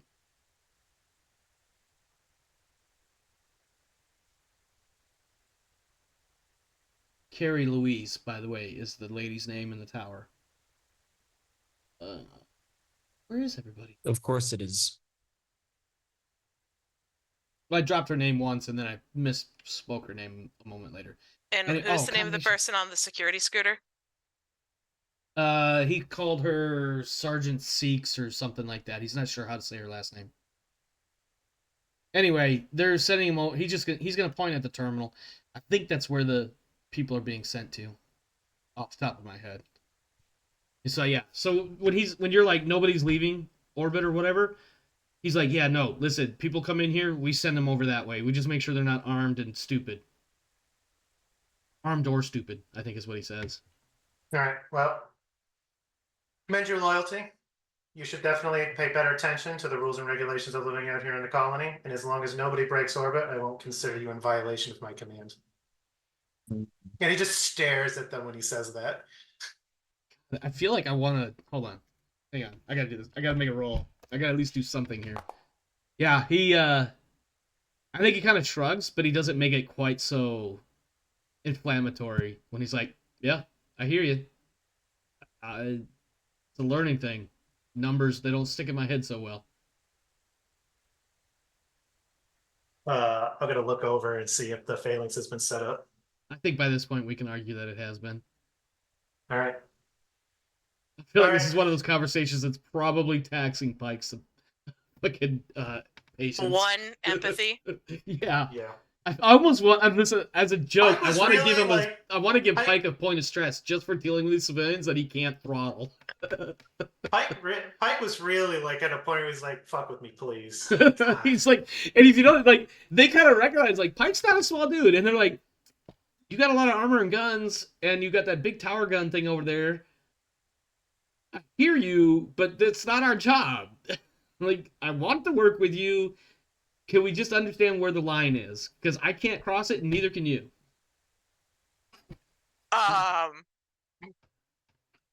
UPP sympathizer marker on the forehead totally solves that problem. Okay, listen. I don't. Just for the record, you're not supposed to shoot them and then place the evidence on them, okay? War crimes. Yeah, exactly. So, all right, since it's up, all right, everybody load back up on the APC. Can one of you guys move all 5 of you, or is that a thing only I can do? You're the Only you can do. Where would you like to go next?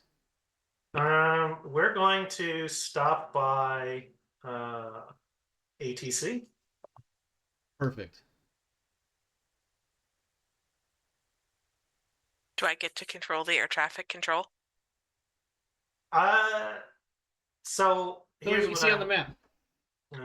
there's a dude in the road. Run him over. It's not just Why a is dude.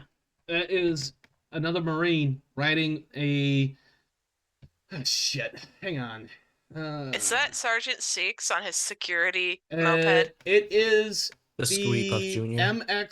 MX-11A1 hover tread light infantry vehicle. I'm sure there's an image of it somewhere in the book. I did not bother to look it up.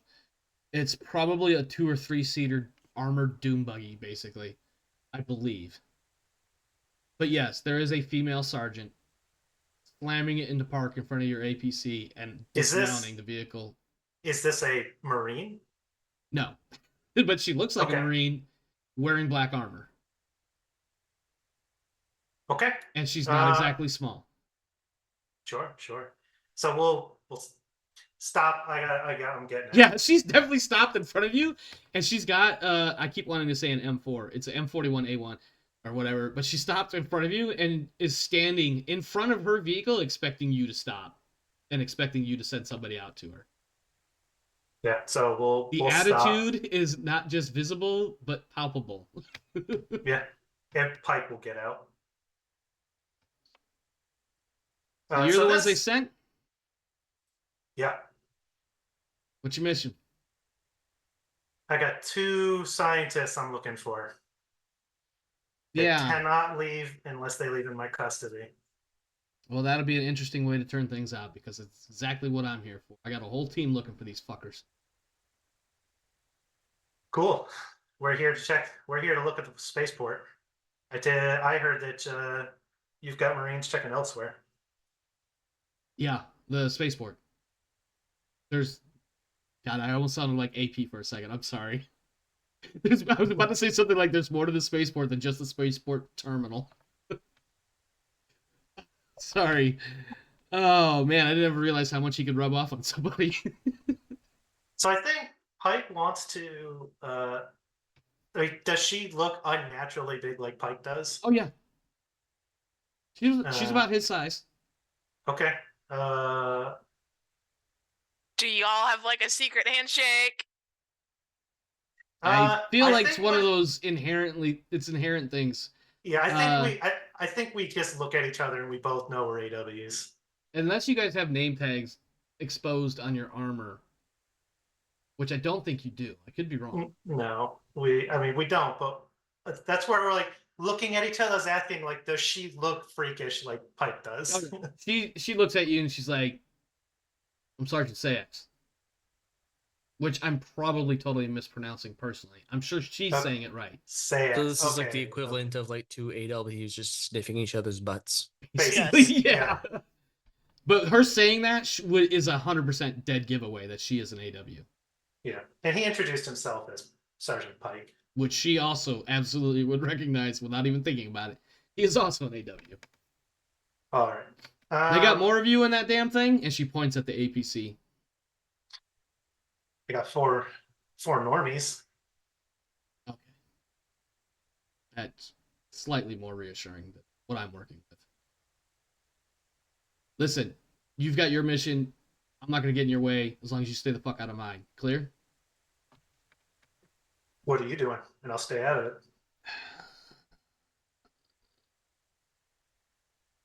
Pretty sure that was her mission. I think she said that. Because we actually have multiple missions or multiple goals of our Yeah. mission here. I mean, we want the guys in their research. The rest of us shit that we're taking on ourselves to try to do it.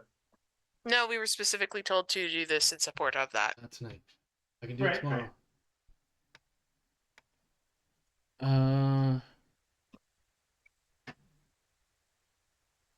Yeah, I think what it is she just kind of gives you one of those looks. She's like, "We're looking for those eggheads.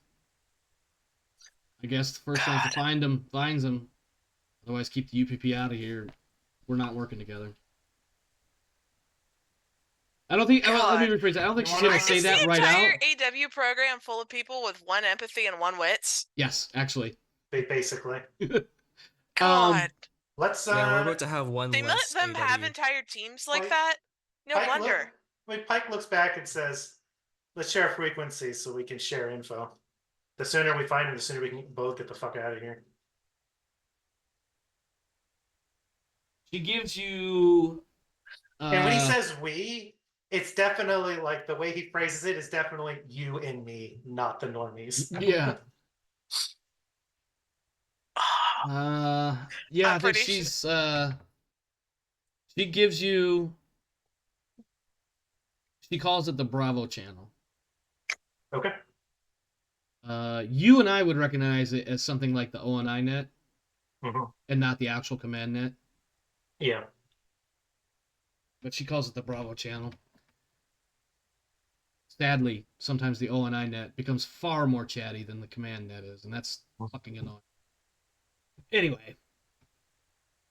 And then yeah, and she just kind of she gives you the Bravo channel and looks you up and down one more time, and then she's like, she just shrugs and gets back in her vehicle unless you stop her. She's gonna No, we got what we she's needed in gonna that flip a exchange. bitch and roll on out of here. So yeah, Oh. she's gonna wander off somewhere. I'll get back into the APC. Okay. All right, take me to APC. Before that, as you're getting in, you hear an unmistakable sound of rockets flying overhead. Actually, they're not even really flying overhead. They're flying at you. And if there was any doubt if they were coming in your general direction or not, it's immediately dispelled by the simple fact that your phalanx obliterates them right out of the sky before they have a chance to do anything. Nice. See, this is why we set the phalanx up first, guys. There's a Yeah. reason they let us have one. Is this the warning of punishment if you hadn't followed through on the mission directives? That happens. Because if this was a video game, that missile barrage was a timed event. I do want to. I forgot one small fact. Sayax did say that if you wanted to do this search of the spaceport or whatever, basically don't get in her way. And that her and her team is basically. I think I already covered all this actually, so never mind. Yeah, I mean, we had our don't piss on my pole, and I won't piss on your pole. Basically, yeah, that's Yeah. definitely a good way to phrase that. All right, where are you moving to next? We're going to APC. Yay, air traffic control command? Air traffic. There's 2 C's, not 1. Yeah, let me look. Air Traffic I Control remember. Center. Yeah, I think that's what Probably. it is. Air traffic. Yeah, air traffic control center. Who's dismounting? I would like. So here's my thought. I get out at ATC to go up and talk to this Carrie Lewis and have her basically uplink the APC's little command area to the cameras for this whole facility. Oh, okay. I got you. Team Nerd stays in the APC and parks right over here, all weapons facing into the crowd. And they stay in the APC. Team Hearts and Minds gets out with their protective riot shields, and you start trying to tell people, give them the promise that you will expedite their exit. I'm gonna cut in because I just thought of where the bulk of the people here are. It is the cargo center. That is where the vast majority of the evacuees are. That's what, and also as a point of clarity, that's what the security guy would have told you, is that people are being sent to the cargo center unless they're injured. Injuries are going to the terminal. Sorry. I know I'm retconning a little bit there. All right, so but because we're talking about where people are going, I wanted to make that clear. Okay. Same plan. Given the distances that we can get on the APC, we can park the APC here, but I want you to drop Team Hearts and Minds off at the cargo center. Hang on one second. I'm gonna give you. I gotta be able to give you some sort of token for your vehicle. I just want to say, if they're at the cargo center and this team has been looking for them, they're not at the cargo center. So I'm thinking they're maybe on their way or something. I agree. Okay. I want you guys Get to them start started. spreading the word that, if you find these people, we Okay. will get you off planet before any of your friends here. And then once you feel like you've disseminated that pretty well, then you guys can, as a pair, start searching some of these other buildings to see if they're trying to hide or whatever. Okay. And I was going to check after I finish in the ATC. I was going to go to the triage and see if they're in the terminal. All right. So and the vehicle here is a fortification for us. All right. So where do you want the APC at? I don't know if you can move it or not. I put my two people where I expect where he said he wanted the APC to be parked. Yeah, I'd like the APC to be here. Okay. This will be a fighting point for us. If there's problems, then friendlies can move to the center road and receive covering fire from the APC while you guys sort of search the facility. Yeah, I think what's going to happen is I'm going to have Watts do the shootiness, because he has pretty solid range combat, and the heavy machinery should help him with the vehicle guns. It's still a range combat check. And Team Hearts and Minds will get dropped off up here, start their PR campaign, and then start searching buildings. I plan to get out and start by going up to the up ATC. All right, so let's we drop you off at ATC, we drop them off at cargo, we come back and park. Yep. Done. Okay. So as you're in the process of dispersing people, you do notice that there is yet another rather large individual Marine wearing dark armor, about Pike's size, maybe slightly larger because maybe he spends much more time in the gym than you do. I don't know. It looks like he's just kind of not necessarily hanging out, but just keeping an eye on things from here. Okay. I'm only bringing it up because you don't have to interact with him if you don't want to, for obvious reasons. One, player urgency, but also he's just there. He watches you for a moment, and he does one of these. He does one of what? Sorry. He does one of those, he leans his head over and talks into a little headset or handset right here on his chest. You hear him murmuring something. Nothing. I give him a nod. Yeah, that's about all he does too. I think all he does is make eye contact with you for a second, and then goes back to paying attention to what he's paying attention to. I'm pretty sure he does the dude nod. No, yeah, it's just. Pike can do the dude Pike nod. does, You don't get the dude nod back. You get the non-dude nod. That was difficult to say. All right. One of these. I feel like that he has committed great sacrilege by not performing the dude nod in return. I mean, it's kind of expected. As funny as this is, Pike is kind of unusually friendly. Yeah. Oh, seriously? Yeah. Yes. Pike has been indoctrinated into the normal Marines. These guys. Don't. So well, here's the thing, right? Like in Pike was all, socialized as a Yeah, child, I see. yeah. in the all AW units, like Pike was raised on the idea that he is more than human. So he is more than you guys. So when they're all together and there's no normal humans around them, they see themselves as just like a superior being. Pike doesn't think of you guys as discardable nonsense. He's actually kind of fond of normal humans, so he is unusually friendly to you. And you guys have also proven yourselves at 2 missions so far. Whereas to these guys, you're just scrubs. You're not even worthy enough to bring them ammo. Wow, that got a little Warhammer 40. That's pretty sad. Yeah, that's almost like they were raised to think Yeah. they're better than you and kill harder than you. All right, so we Because they're have. built to be. It's a good We thing I'm have, an outstanding Marine and will still pick up their dumbass bleeding bodies up off the fucking floor. All right, so let's do this. We've got Pike, dude nodding with a blackguard, getting ready to climb 4 flights of stairs. We've got Warren and Winston, or Winston and Watts. I can't remember who's who anymore. Warren waiting and Winston. waiting for a data cable, I think. No, No, they're going to the Okay. cargo center. They're doing hearts and minds. Ah. Wescott and Watts are securing CCTV and strategic location. Okay. And you're still planning on running an HDMI cable down to the APC, right? Basically. Yeah. I don't know what cable it actually would be in the Space 80s, but let's go with HDMI. I mean, they got dishes and stuff. They can just the like, RCA. microwave it.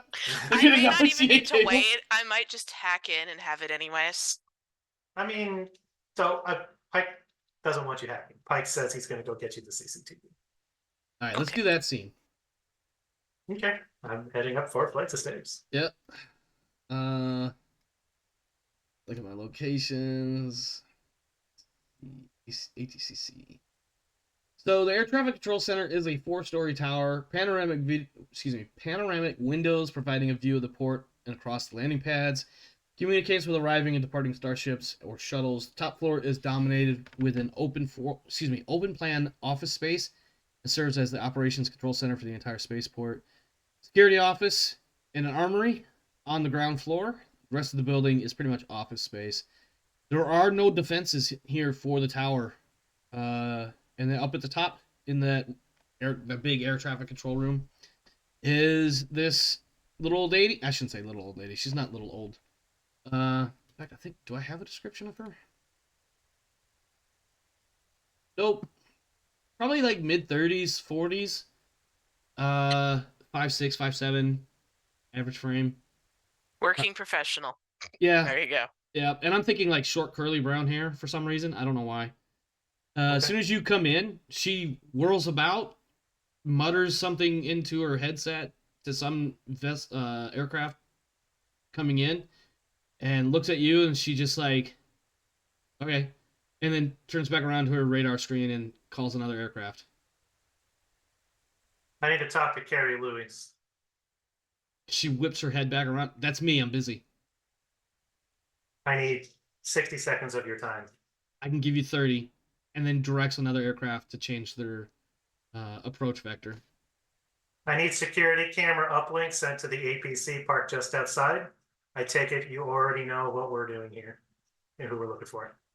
Listen, Betty, you got to use short words and quick words. I don't have time. I am the only motherfucker here keeping this thing running. All those other sons of bitches split the minute they started shooting down at the beaches. Security camera uplink to that APC. That's all I need from you. I think I don't know what words exactly. So she points at what looks like a big wire junction box over on one wall that you see. You know how they have the cables inside the metal pipe leading up to the box, and then at the other end there's another pipe leading out somewhere else. She points to one of those, and she's like, Yeah, the RCA, red, blue, green, and you're gonna want the double width coax cable. Run them out the window. There's spare wire in the cabinet over there, closet, whatever. And then she immediately goes right back to no, divert 10-degree climb for 5 minutes. Otherwise you're gonna run it, son of a bitch. You're stupid. 10-degree climb. I'm gonna walk over to the window that faces over here. Uh-huh. I'm gonna punch it out. The fuck are you doing? It opens. There's a crankshaft. Okay, good. You got 10-degree climb. Maintain for 5 minutes. Use Victor 6 Alpha. Heading 2 9er. Oh my god. 2 9er 5. Descend 5 degrees. I'll just I like. have no idea I'll what I'm open the saying, by the closet. way. I'll open the closet and I'll grab the cable and I'll hit my mic. Wescott. Are Yes, you Sergeant. are you in the command terminal? In the APC? Yes. Great. Look through my camera. Click. Tell me which wires I need to grab. And he just like holds up a bundle of tips and goes, I'm plugging in one end here and I'm throwing this bitch out the window to hook up to the APC. Yeah, she gives some explicit instructions because I'm sure she is familiar with the technology she needs to plug it in. Yeah. I said But red, And blue, she also green. is familiar with Pike isms, so she gives him the specific words that make sense to Pike. Give me a command roll. Just because I need a command roll at this point. Oh, I don't think I've actually ever made one to tell somebody what to do. Well, you're an NCO. Make it happen. Wow, never heard. Oh, Are you- shit! Oh God. I give up. If this sets the tones for the rolls for the rest of the day, For the I think we're viewers' dead. sake, I asked for a command roll mostly as a joke. No successes and a panic roll from the 1 point of stress that she's already gotten.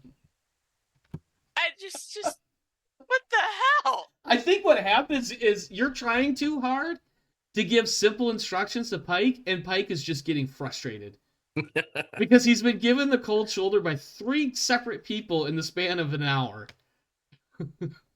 At some point, he just like throws the cables down on the ground and goes, "You can hook your happy ass up here. You have 5 minutes to make your uplink work, or I'm taking it out of your ass." Oh my god. This She is could the have best part of the hacked whole it, show right probably. here. She jogs over. Jogs up. He's looking out the broken window and he's like, he gets back on the cops. Run fucking faster. she steps it up a little bit and flicks him off as she runs. 'Cause it feels appropriate in this sense. And meanwhile, Okay, in almost alright. a monotone voice, is 4 separate conversations with 4 separate aircraft, giving each one of them different directions and some bit of exasperation because none of them know what they're doing. So I would like to take 2. I'm not going to interrupt her while she's doing her air traffic control at this point. I'm just going to put down 2 pictures. It's going to be the 2 people we're looking for, like their mugshots, and I'm just going to scribble on it because I know she's trying to like stop ships from crashing into each other. And the note says, "No one leaves orbit until I have these 2." And he just puts them there and then walks away. Oh, now I need you to make a command roll. And I'm I gonna. think he's being menacing. You want to do intimidation? I think he's. I mean, he's being very much like, "This is how it's fucking going." Okay. You know what I mean? Make your otherwise skill appropriate choice there. Okay. I'm going to. I'm just gonna use. Oh, what am I? Yeah, go ahead and make your roll. I'm gonna use wits. I'm gonna push it. Make that panic roll. Let's see how that turns out for you. You're good. Okay, but I got 2 successes. Yeah, 1. I think she begrudgingly agrees, and you hear her say, Heinlein, Cease evacuation traffic. Stand by for more information. And then she looks at you in a very straight face. There are fucking UPP half dozen miles away shooting the shit out of your fellow Marines. Why are we stopping the evacuation? These two people. I We don't are give a shit dying about to those get two these people. two I've got people. 1,600 motherfuckers trying to get off this planet and away from your stupid ass war. And I want them off the planet. And they're not until I have these two people.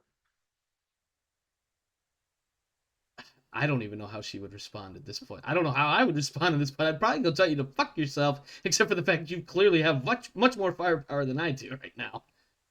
Is this about the time where a Wescott makes it up the 4 flights of Yeah, stairs? let's go. Let's see what kind of distraction Wescott provides for Ms. Wu here.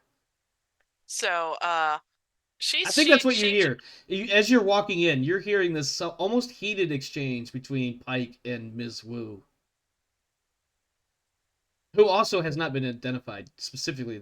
Well, no, I guess she has, but anyway, continue. Wait, Wescott can hear in Pike's voice. Like Pike has been like he's more animate when he talks to you guys, but he has adopted this monotone matter of fact with her, and you've only heard him do that when you're getting ready to prisoners. Yeah, he's getting he's at the edge of just like punching her in the face and maybe accidentally killing her. yeah, and that's what Wescott walks in on.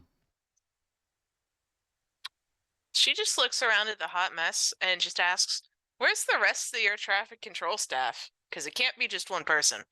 They fucking ran like cowards. I'm the only one holding this shit together. Are you gonna get in my way too? Huh. Tell them to hold pattern, and you'll get back to them later.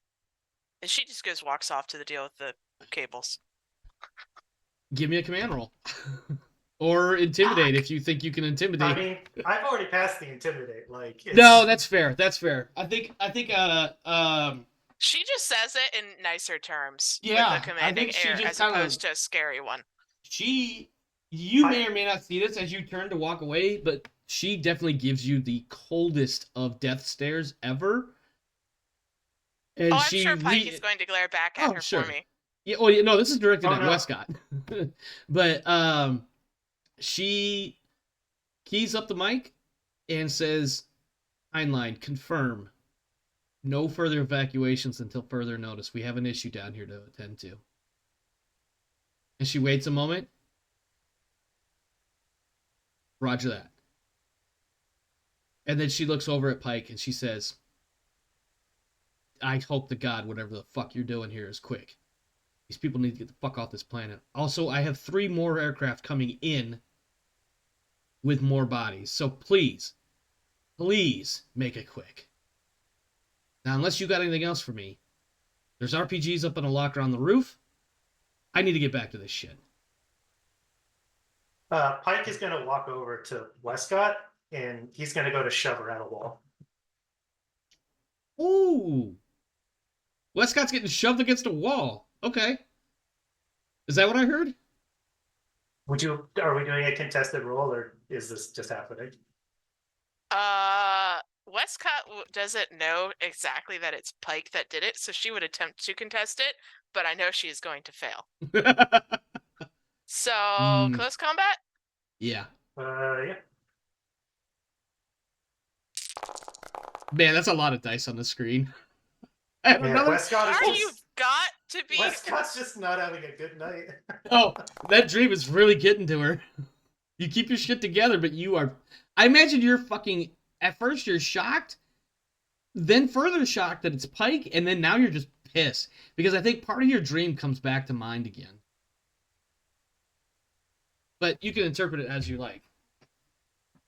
So he does the shove, and then he steps into it and says, are you fucking disrespecting me on mission right now? No, Sergeant Pike. Do you know what the fuck you did?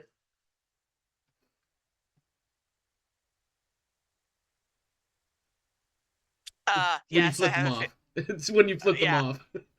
Yeah. You're a fucking professional.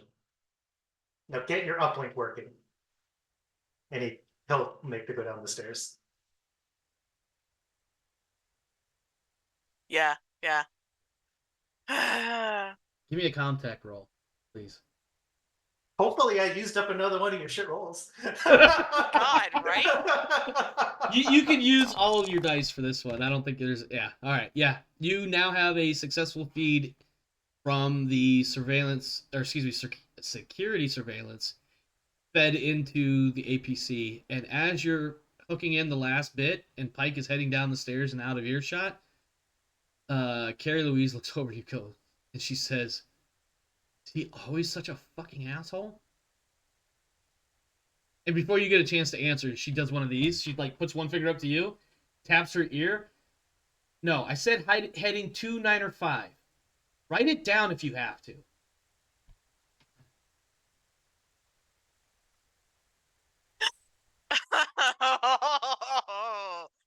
So, Carrie Louise.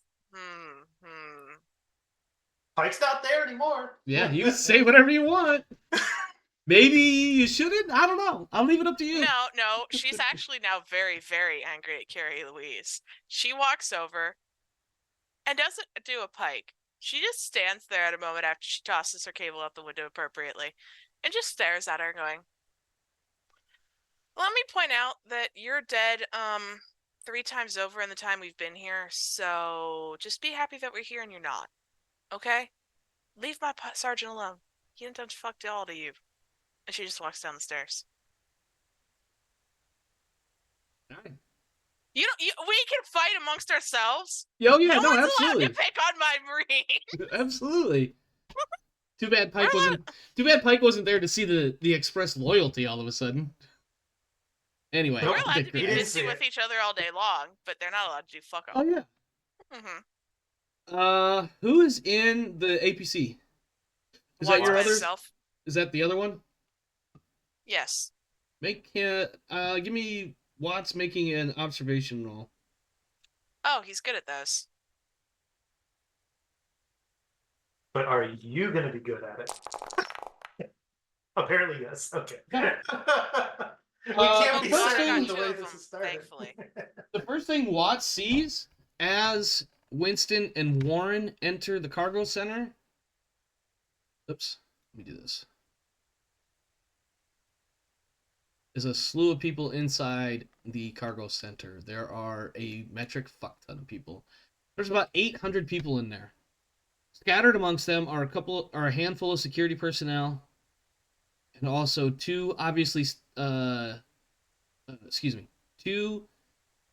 black guards that are obvious as fuck because they're like 7-foot tall Marines wearing black fucking armor.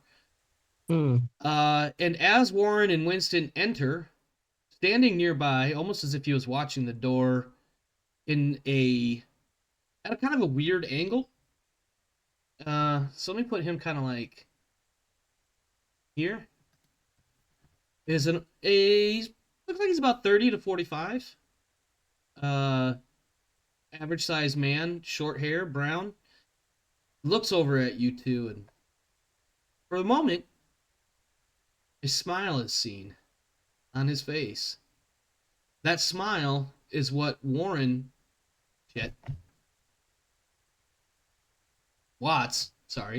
That smile is what Watts sees on the screen. Warren.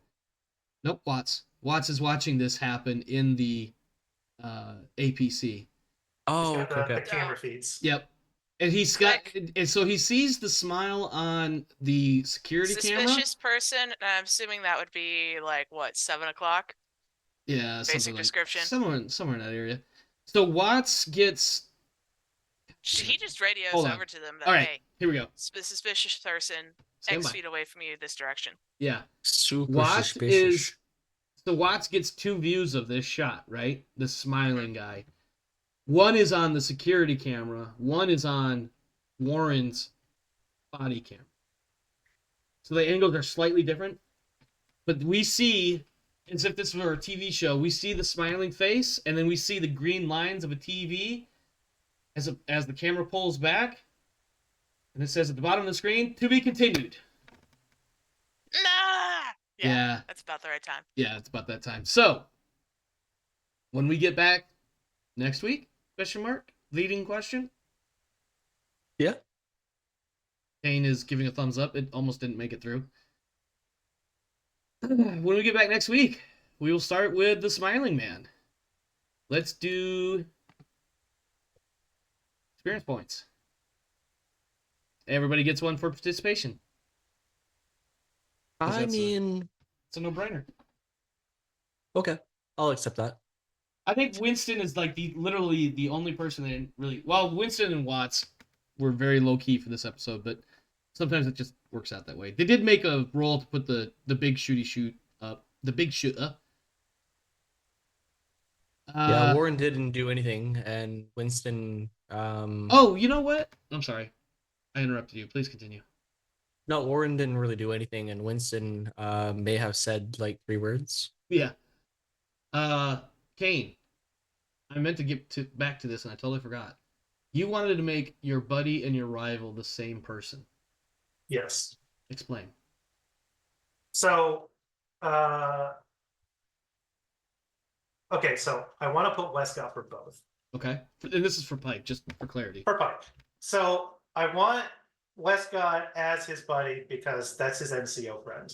Yep. Like, I got to maintain the chain of command. This person can do things I can't do. This person's important and needs to stay alive on the team. Mhm. Also wants Wescott as a rival because Wescott, Pike is oblivious. It's like Pike is not acknowledging that this is partially or almost entirely his fault, but he doesn't think Wescott is part of the ship, part of the crew, right?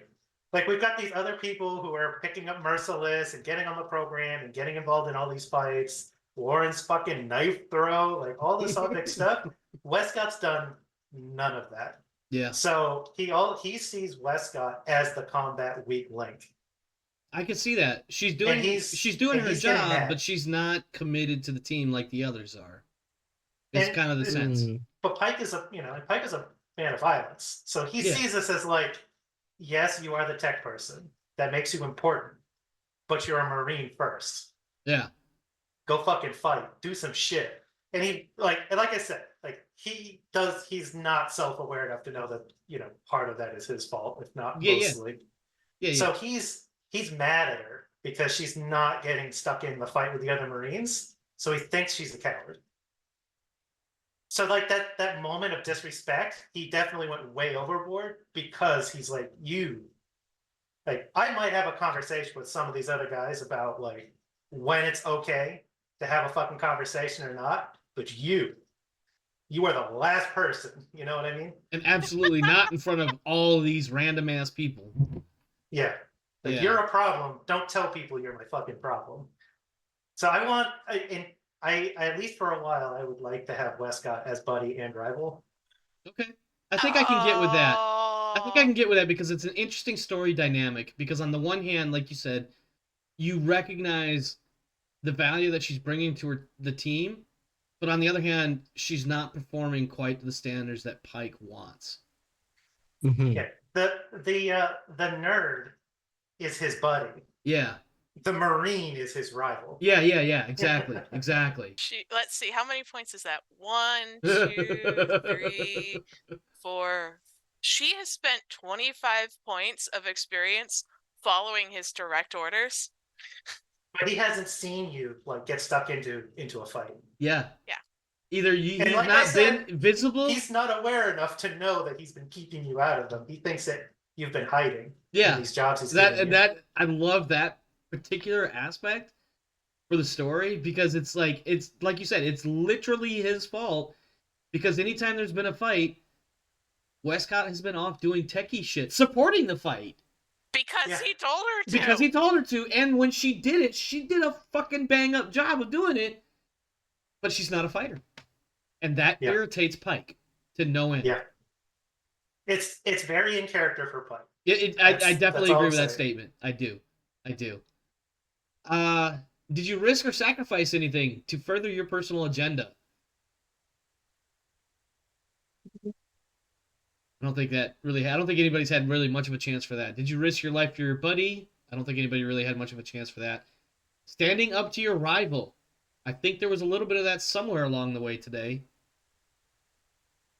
He had some bad Not for my dreams, so that doesn't characters. count. Hey, Pike standing up to Wescott a little Pike's, bit. Pike's Kind of. unnecessary roughness. That's one way to phrase Right. it. All right, I'll give I'm Pike pretty that one. sure she probably has a bruise from that wall on her face right about now. I think. What does Wescott think of that particular moment? Like, how does that play out in her head? How does she feel after the fact? You stood up So, for Pike I feel out of his like- sight. I feel like this is the day where we rolled out of the bed on the wrong side of the bed and everything's messed up and she's just pissy for no good reason and everybody else is too. That's what she feels like. Okay. So far, that She's checks out. blaming the new CO for waking them up in FTL because she thinks it's his fault. Never mind the fact that it was specifically for this mission, but it's actually his fault. Not that he had no choice in the matter, but it's his fault. I like it. I like it. It's the new guy. He's the Yeah. first person No, she absolutely. saw after being woken up out of FTL with horrifying dreams and feeling wrong. So it's Yeah. all his fault. And he's the new guy, so he has to take the blame. Period. No, he's the CO of the new CO, yeah. He's the new CO of the Pike CO. Yeah. So of course, problems roll upwards. All right. Shit rolls down. It was Pike and Wescott that made a panic roll, I believe. Yep. Yeah. All right, go ahead and take your points for that. We didn't really have any dangerous events. We haven't made any significant discoveries yet. I think Pike and So sniffing each other's butts has the potential to be very fucking dangerous. Is that how that's said, by the way? So SEAX? I don't know. That's my best guess. I could look it But- up, but I think I that think that's a discovery. well, I think that was potentially a very dangerous situation. Because Yeah. we're both like hyper violent type A people. And not Is exactly it SEAX? Yeah, SEAX. That's a medieval weapon. It's a sox. How's it pronounced though? That's the big question. I know it's a sword of some Socks. sort. It's like it's almost like a sock. Okay. Sock. All right. Talk, but with more A sound. Yeah.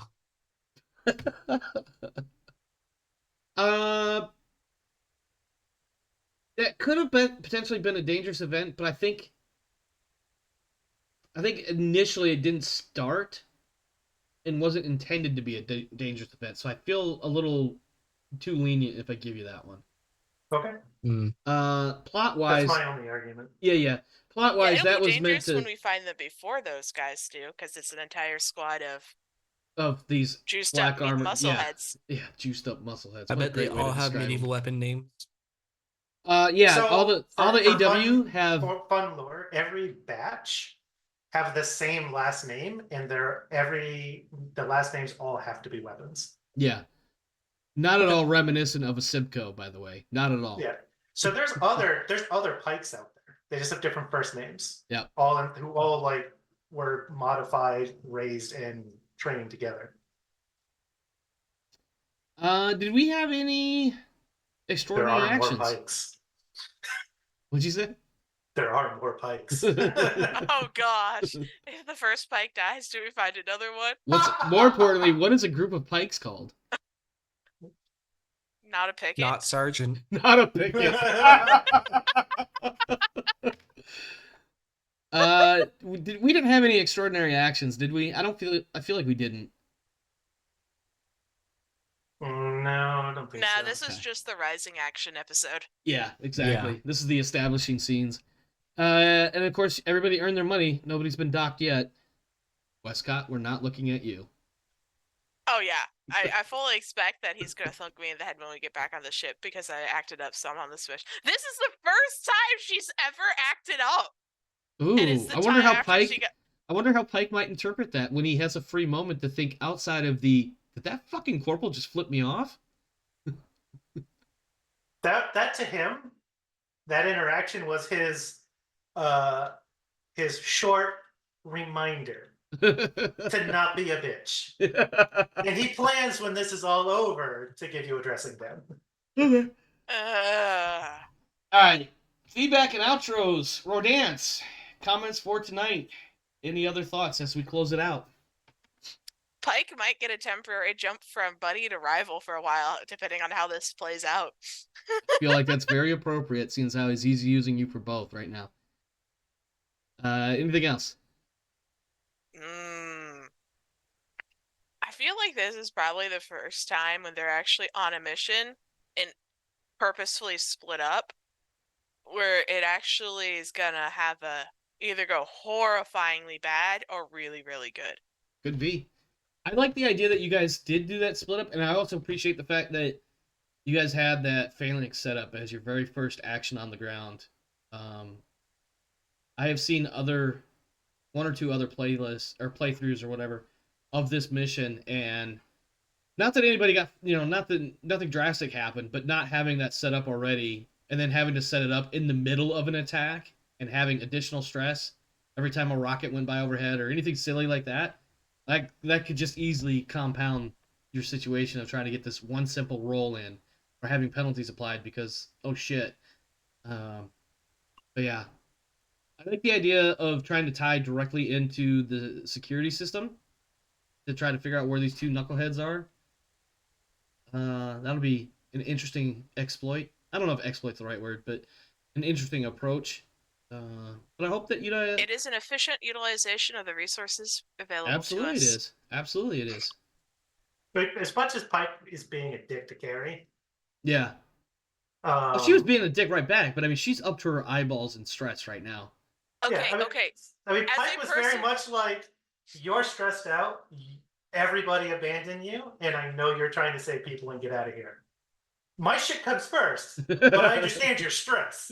As long as you don't say no, I'll help you when I'm done with my shit, because Yeah. you need help.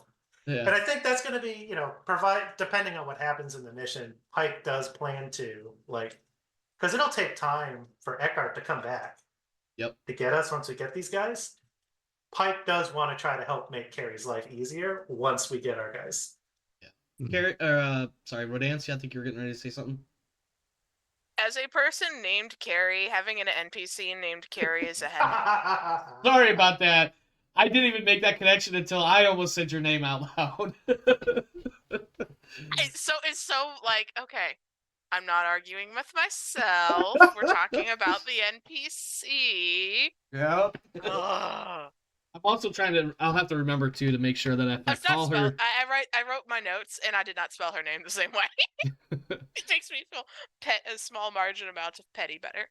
Yeah, I will have to make a note to call her specifically Carrie Louise as opposed to just Carrie for that. Luke, we bounced around a little bit. Let's get back on you. Any thoughts for tonight or any other outgoing thoughts? Well, I didn't do much this session, but that was fine. There was a lot of development and stuff. What I do see is 2 big people and 6 what I can only assume are normal sized people, and then 1 smiling person. Mm-hmm. Winston and Warren are not out of their element, but if they try to aggress, I feel like it's going to go really badly, really quickly. Yeah, these two don't have a good history of dealing with, non-combatants, we'll say. They get in trouble. They're frequently get in trouble. Now you understand why I got riot shields for you guys. It gives you extra armor. Yep. There's a couple ways around that, and we'll figure that out next session. Yeah. Kane, you had a little bit of input, but let me give you the official ask. You got any other final outro-based comments, thoughts for tonight? I think Winston and Warren are going to be doing most of next session. That's at a good least the first possibility. half. At least the first bit, yeah, absolutely. We'll definitely lead off with Mr. Smiling Man here, and then I'm glad I got them riot shields. yeah. I was like, if I'm going to send them into a pile of angry civilians, I want to give them riot shields, so that at the very least, they have the protection, and if they need to, they can chunk explosives into the crowd and hide behind the shields. Are these I was riot just thinking shields? Are they collapsible, deployable, or are they they got the plexiglass thingies up the whole time, or is it something else? I think for the time where we are in the timeline, they're solid with plexiglass view. Okay.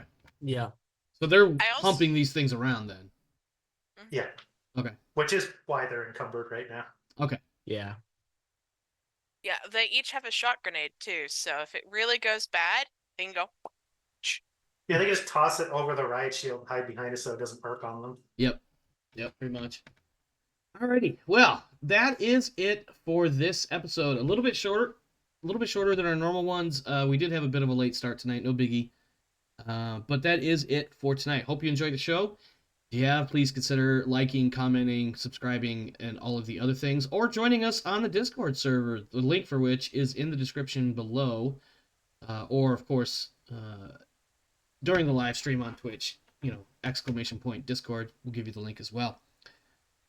Tomorrow night, I don't know if we're going to stream it. I think we're just going to record it, but tomorrow night we have session 0.2 for the upcoming Rogue Trader RPG campaign, starring Ms. Rodance as one of the characters, and myself, of course, as the GM for what I am very excited to be a part of, our next TTRPG campaign. So I can't wait for that. But other than that, I don't think we got a whole lot else going on right now. MechWarrior 5 Clans is coming soon to the channel and to the general public, to be honest, but to the channel. So hopefully I'll get a team together for that, and we'll do a playthrough of Clan Smoke Jaguar smoking the ever-bejesus out of the Inner Sphere. Fucking Surratt dogs. I gotta get into my Crusader mode here, so I definitely gotta get into. I'll tell you what, it took some practice to stop using contractions while improving roleplay. Oh, I had to just talk slower and more. Yeah, you have to in be. order to avoid it. Yeah, you have to be a lot more mindful of what you're saying, what you are saying. See? Yeah, exactly. But anyway, stay safe out there, my friends. This world is a crazy dark place, so make sure you're doing what you got to do to take care of you and yours. And as for me and mine, we're out of here. Have a good one. We'll see you next time.